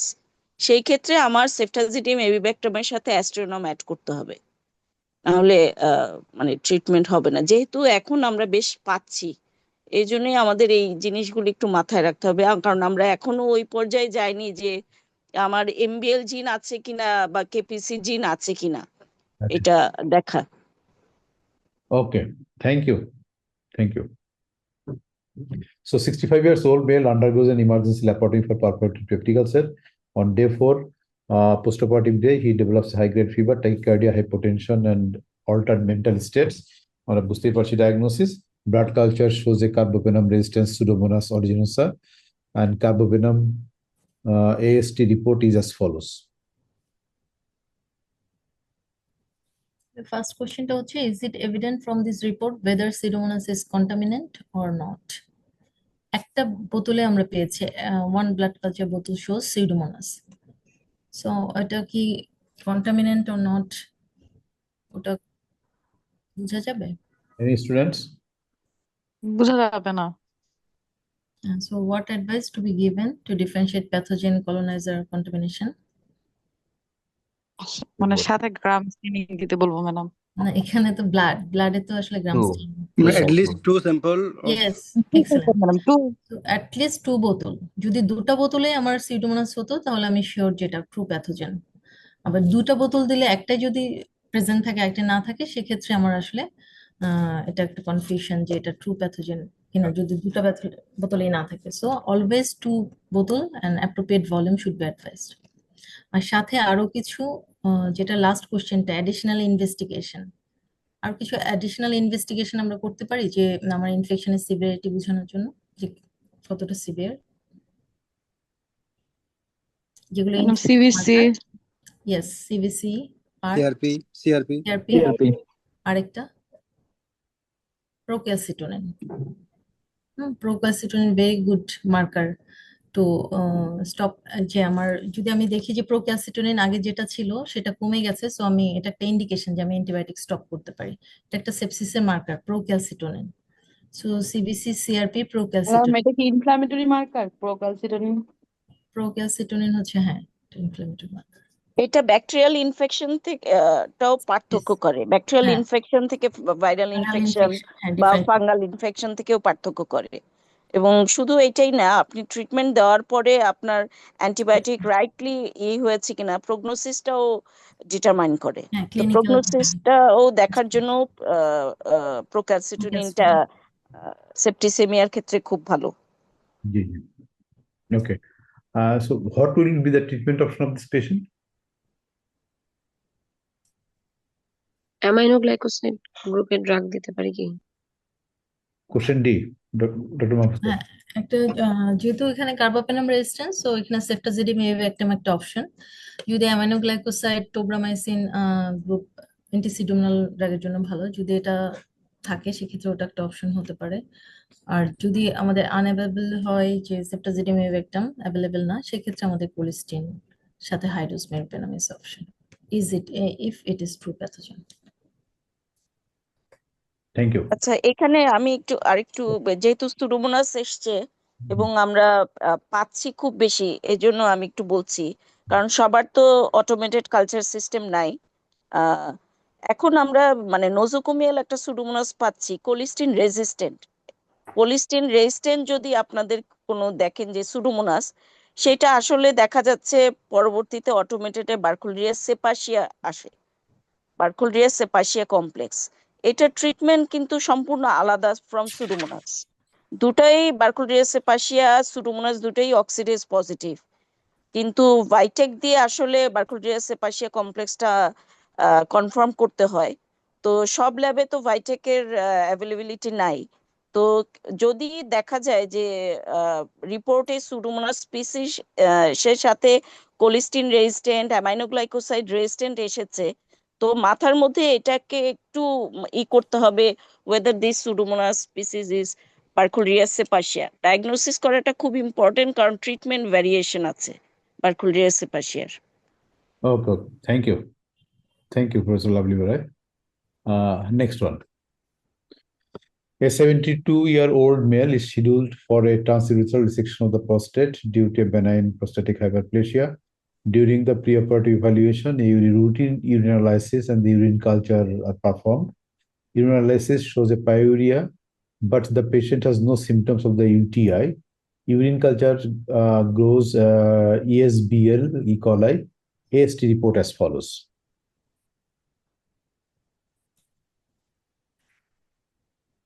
Number 1 question হচ্ছে, should asymptomatic bacteria be treated before TRP. trans with TURP? Asymptomatic bacteria Any symptom নাই, বাট পাসেল আছে এবং গ্রোথ আসছে। Yes, sir. করতে হবে স্যার। ইয়েস, তাহলে এটা যেহেতু ইকোলাই, এখানে ট্রিটমেন্ট অপশন কি? ইএসবিএল যেহেতু Carbapenem. কার্বাপেনম। আচ্ছা, does asymptomatic bacteria always need treatment? No. So what are the indication of treating asymptomatic bacteria?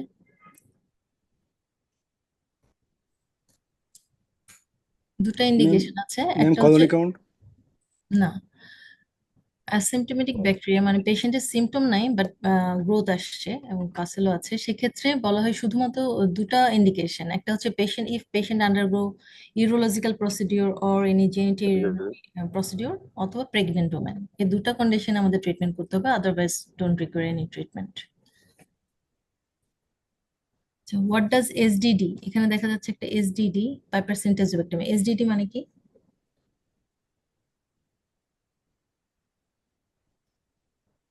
এটা ছিল হচ্ছে সাসেপ্টেবল ডোজ ডিপেন্ডেন্ট। তাহলে আমার যদি সব রেজিস্ট্যান্ট থাকে কিন্তু পাইপারসেন্টেজোভেক্টম যদি এসডিডি থাকে, তাহলে সাসেপ্টেবল ডোজ ডিপেন্ডেন্ট মানে হচ্ছে আমি যদি ডোজ আর ডিউরেশন ফ্রিকোয়েন্সিটা বাড়িয়ে দেই, তাহলে এই পাইপারসেন্টেজোভেক্টম কাজ করবে এই ইকোলাই ক্ষেত্রে। SDD. Okay. What additional advice to be given along with this CS to differentiate pathogen, colonization, and contamination? ইউরিনের ক্ষেত্রে আমরা কালচারের সাথে অ্যাডিশনাল কি টেস্ট দিব? Urine routine microscopic examination. Right. Good. Fine. Okay. আমরা লাস্ট স্লাইডে যাই। This is the last one. তারপরে আমরা কোশ্চেন আনসার সেশন করে শেষ করে দেবো ডিসকাশন। Last one হচ্ছে 70 years old man admitted in the ICU developed a ventilator associated pneumonia. ETA was sent for culture and sensitivity. Culture revealed an Acinetobacter and automated AST done by Vitek and report as follows. রিপোর্টটা কি দেখতে পাচ্ছ সবাই?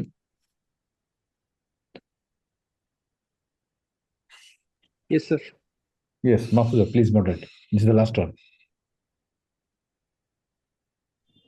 যে এটা একটা খুব ভালো রিপোর্ট। আমরা দেখলাম যে সবগুলোতে অনেক resistance, but in this report all most of the drug are sensitive. So এটা একটা ভাইটেক রিপোর্ট। তো ভাইটেকের কিছু অ্যাডভান্টেজ আছে, আমি কিছু প্যারামিটার দিয়ে কোনটা বেস্ট ড্রাগ সেটা চুজ করতে পারি। যেমন হচ্ছে ব্রেক পয়েন্ট এমআইসি কোশেন্ট, একদম যদি শেষের দিকে শেষের কলামটা দেখি, এখানে বলা হচ্ছে যে আমরা যদি ক্যাসকেড রিপোর্টিং আমি লেকচারে বলেছিলাম যে যদি আমার ন্যারো স্পেকট্রাম ড্রাগ সেন্সিটিভ থাকে তাহলে আমরা ব্রড স্পেকট্রাম ড্রাগ রিপোর্ট করব না। তো আমরা যদি এই রুলটা ফলো করি তাহলে এখানে ড্রাগ অফ চয়েস কোনটা হবে? যেমন এখানে দেয়া আছে ফার্স্ট লাইন মানে completely narrow spectrum, second line and restricted line. So এবং আমার মেইন ফ্যাক্টর হচ্ছে যে BMQ, break point to MIC ratio যেটা হাই সেটা গুড ড্রাগ। সেপ্টাজিডিন।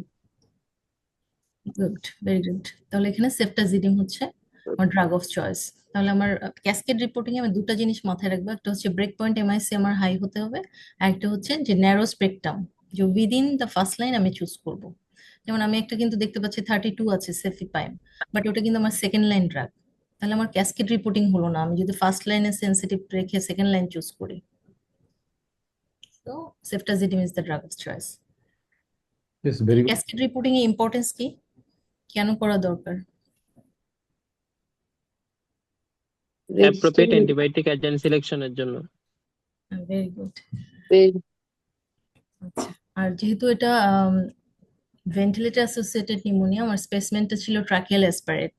সো ট্রাকিয়াল অ্যাসপারেট আমি অ্যাসাইনোটোব্যাক্টার পেয়েছি। এটা আমি কি আমার ট্রু প্যাথোজেন কিনা সেটার জন্য আমি কিভাবে ডিফারেন্সিয়েট করব, কোনো টেস্ট আছে? গ্রাম স্টেনিং। গ্রাম স্টেনিং, যে উনসবে যেরকমটা বলেছিলাম, স্পুটাম বা ট্রাকিয়াল অ্যাসপারেটও সেম। আমি যদি দেখি যে এখানে pus cell more than 25 and epithelial cell less than 10 এবং আমার গ্রোথ আসছে অ্যাসাইনোটো, সো ইট ইজ আমি ধরে নিব ইট ইজ ট্রু প্যাথোজেন, মানে এটা গুড স্পেসিমেন। পাস সেল বেশি থাকতে হবে, এপিথেলিয়াল সেল কম থাকতে হবে। Thank you doctor Mahfuz Asif. আমার মনে হয় আজকে অনেক আলোচনা হলো আমাদের এগুলো নিয়ে, আর অনেক কিছু আছে, পরে আমরা অন্য কোনো ক্লাসের তোমাদের থেকে আরো অনেক কিছু জানবো। এখন দেখি কোনো কোশ্চেন আছে কিনা, আমরা একটু স্টপ শেয়ারিং করছি। Any questions? চ্যাট বক্সে কোনো কোশ্চেন নাই স্যার। কোশ্চেন নাই? না স্যার। ঠিক আছে, মানে student can ask any question to any faculties directly. You can ask any question if you have any confusion or queries. আমরা আজকে যতটুকু আলোচনা করলাম। আসসালামু আলাইকুম ম্যাডাম। স্যার আমি ম্যাডামের কাছে একটা প্রশ্ন, যে ম্যাম দুইটা ইন্ডিকেশনের মধ্যে একটা বলেছিলেন প্রেগন্যান্ট ওমেন আর একটা any surgery urological procedure. Ma'am এটাকে এখানে কি সিস্টোস্কোপিও ইনক্লুডেড হবে? হবে। ওটাও তো একটা ইউরোলজিক্যাল প্রসিডিউর, মানে ইনস্ট্রুমেন্ট হ্যান্ডেলিং হচ্ছে। Okay madam. হবে এনি ইন্টারভেনশন। ওকে, ডক্টর আসিফ কি কোশ্চেন ছিল তোমার? স্যার এইটাই জিজ্ঞেস করছিলাম যে সিস্টোস্কোপিও কি ইনক্লুডেড হবে কিনা এর মধ্যে। ওকে ওকে, থ্যাংক ইউ। আর কোনো কোশ্চেন? আসসালামু আলাইকুম ম্যাডাম, আমাকে একটা হ্যাঁ শিওর। কোশ্চেন ছিল। ম্যাডাম এই যে অ্যান্টিবায়োটিক রেজিস্ট্যান্স, এটা মানে কি তার লাইফ লং রেজিস্ট্যান্স থাকবে, নাকি এটা হাউ লং এটা রেজিস্ট্যান্স থাকে, এটা একটু জানতে চাচ্ছিলাম। অ্যান্টিবায়োটিক রেজিস্ট্যান্স তো আসলে অর্গানিজমে হয়, হ্যাঁ, নট ইন হিউম্যান। সো যে কোনো পার্সনকে যখন যে কোনো অর্গানিজম ইনফেক্ট করে, সো এটা ইম্পর্টেন্ট যে ওই অর্গানিজম কোন অ্যান্টিবায়োটিক রেজিস্ট্যান্স এনজাইম বা ক্যারি করছে। তো ওখানে যদি সে ইএসবিএল জিন ক্যারি করে তাহলে ওটা ইএসবিএল ইকোলাই হবে। তো এটা পার্সনে না, যে একজন পার্সন না ফার্স্ট অ্যান্টিবায়োটিক সেফটা একজন কাজ করবে তার সারা জীবনই সেফটা একজন কাজ করবে না, তা কিন্তু না। কারণ রেজিস্ট্যান্সটা ডেভেলপ করে উইদিন অর্গানিজম, এবং ইনফেকশন যে অর্গানিজম দিয়ে হবে সেই অর্গানিজমটা কি পরিমাণ রেজিস্ট্যান্স অর্গানিজম, কোন অ্যান্টিবায়োটিক রেজিস্ট্যান্স, সেটার উপর ডিপেন্ড করে তার রেজিস্ট্যান্স ডিউরেশন হবে। ম্যাডাম আপনি দুটো ইন্ডিকেশন যেটা থ্যাংক ইউ বললেন, ম্যাডাম। তো কিছু অ্যাড করবেন না আপনি? এটা আরেকটা হ্যালো, বলতে চাই যে মনে করেন যে একটা ইনফেকশন হয়েছে ইকোলাই দিয়ে, তো ইকোলাই আপনার সেনসিটিভ কিছু, সাপোজ অ্যামিকাসিন এসে সেনসিটিভ আছে কিছু ইকোলাই, আর মানে একটা কলোনির মধ্যে আবার কিছু আবার রেজিস্ট্যান্ট আছে, 1% রেজিস্ট্যান্ট অ্যামিকাসিন আর 99% ইকোলাই ওখানে সেনসিটিভ। তো এরকম একটা পজিশনে আমি অ্যামিকাসিনটা দিলাম, দেওয়ার পরে 99% ইকোলাই আপনার মারা যাবে, কিন্তু পরবর্তীতে দেখা যাবে ওই 1% ইকোলাই তখন থেকে ও আবার ইনফেকশন করতে পারে পরবর্তীতে। তো অ্যামিকাসিন রেজিস্ট্যান্ট ইকোলাই দিয়ে পরবর্তীতে ইনফেকশন হতে পারে। যে তার প্রথম দিকে অ্যামিকাসিন সেনসিটিভই ছিল যে স্ট্রেনগুলি, অ্যামিকাসিন দেওয়ার পরে সেটা সব মারা গেল যেগুলি সেনসিটিভ স্ট্রেন, কিন্তু রেজিস্ট্যান্ট যে স্ট্রেন একটা ছিল তখন সে ফ্লারিশ করে পরবর্তীতে অ্যামিকাসিন রেজিস্ট্যান্ট ইকোলাই দিয়ে ইনফেক্ট হতে পারে, এটাই আর কি। Thank you. আর কোনো কোশ্চেন? স্যার আমি একটা কোশ্চেন ছিল স্যার হ্যাঁ দুটো ইন্ডিকেশনের কথা বলেছিল তো, একটা যে ইউরোলজিক্যাল রেস্ট্রিকশন আর একটা প্রেগনেন্সি। অনেক সময় দেখা যাচ্ছে ডায়াবেটিক পেশেন্টের ক্ষেত্রে অনেক সময় অ্যাসোস, বাট সেক্ষেত্রে স্যার অ্যাসিম্পটোমেটিক ব্যাকটেরিয়া তার না, কোনো জ্বর নাই ইন্ডিকেশন নাই। বা এর কোনো সিমটম নাই, না সেক্ষেত্রে ইন্ডিকেশন কি আনকন্ট্রোল ডায়াবেটিক হবে কিনা? না, আসলে অ্যাসিম্পটোমেটিক ব্যাকটেরিয়া আচ্ছা পেশেন্টের যদি সিমটম না থাকে, তাহলে আমার গ্রোথ থাকুক অথবা পাসেল বেশি থাকুক, কোনো ইন্ডিকেশন নাই ট্রিটমেন্টের, যদি আমার ওই যে ওই অপশনগুলো না থাকে। ওকে, থ্যাংক ইউ। আমরা আজকে একটু মানে যারা ফ্যাকাল্টি আছেন ওদের থেকে একটু কমেন্ট নেই। প্রফেসর মাসুদ করিম।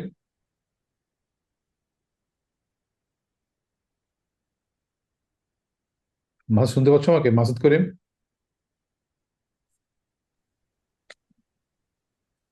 শুনছি স্যার, শুনছি হুম,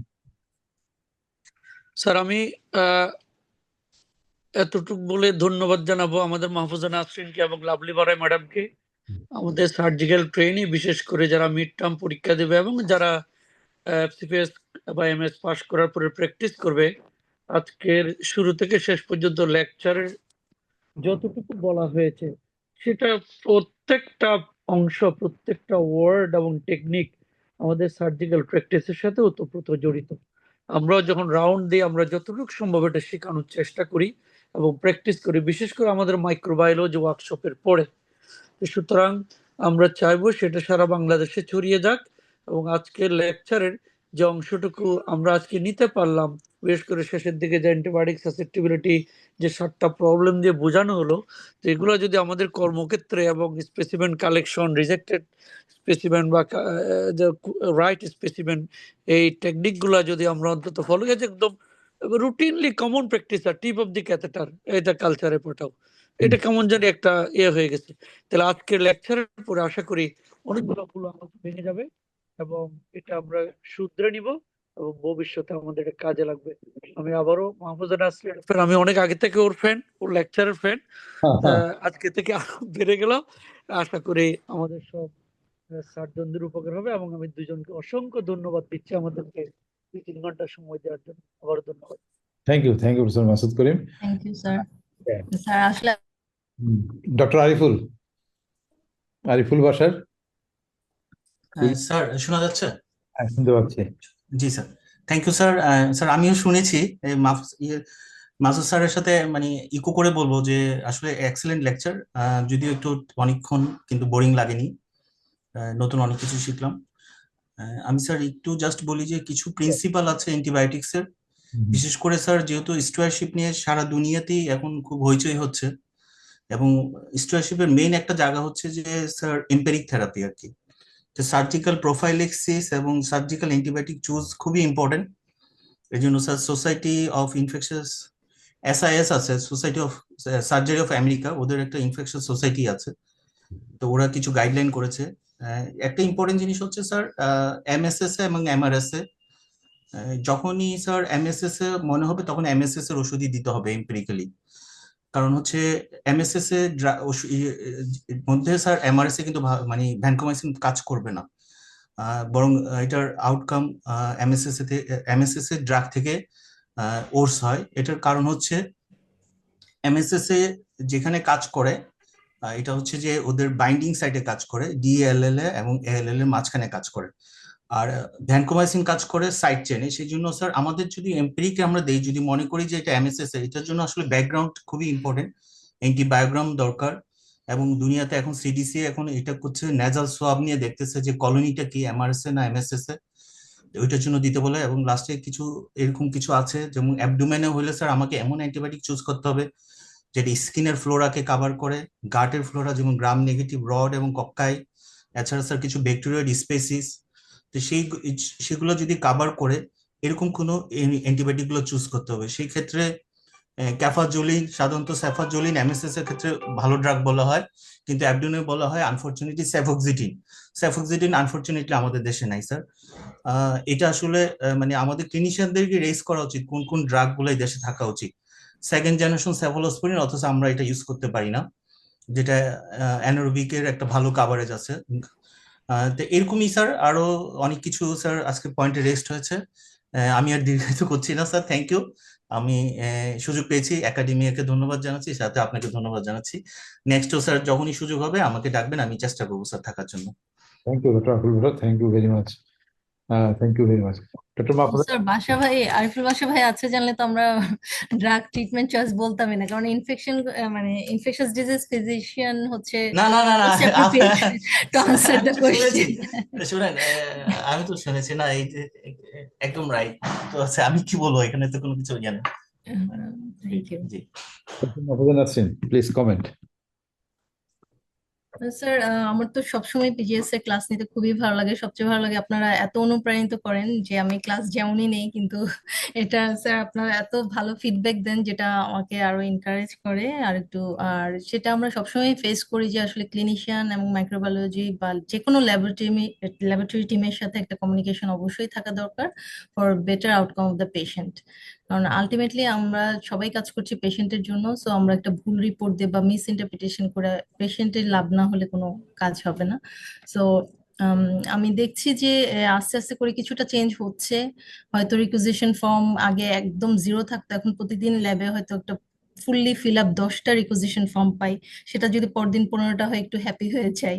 বা যে কোনো সেমিনারে একটু বলার চেষ্টা করি আমরা যে এমআর উইকের সেমিনার গুলো করি, সবগুলো এগুলোকে ফোকাস করে। তো চেঞ্জ হচ্ছে, আশা করি স্যার আপনাদের এই প্রচেষ্টায় আরো উন্নতি হবে এবং আমাদের ভবিষ্যৎ প্রজন্ম যারা ভবিষ্যৎ ফিজিশিয়ান হবেন বা আছেন যারা, তারা অবশ্যই এই গুড প্র্যাকটিস গুলো করবেন। Thank you sir.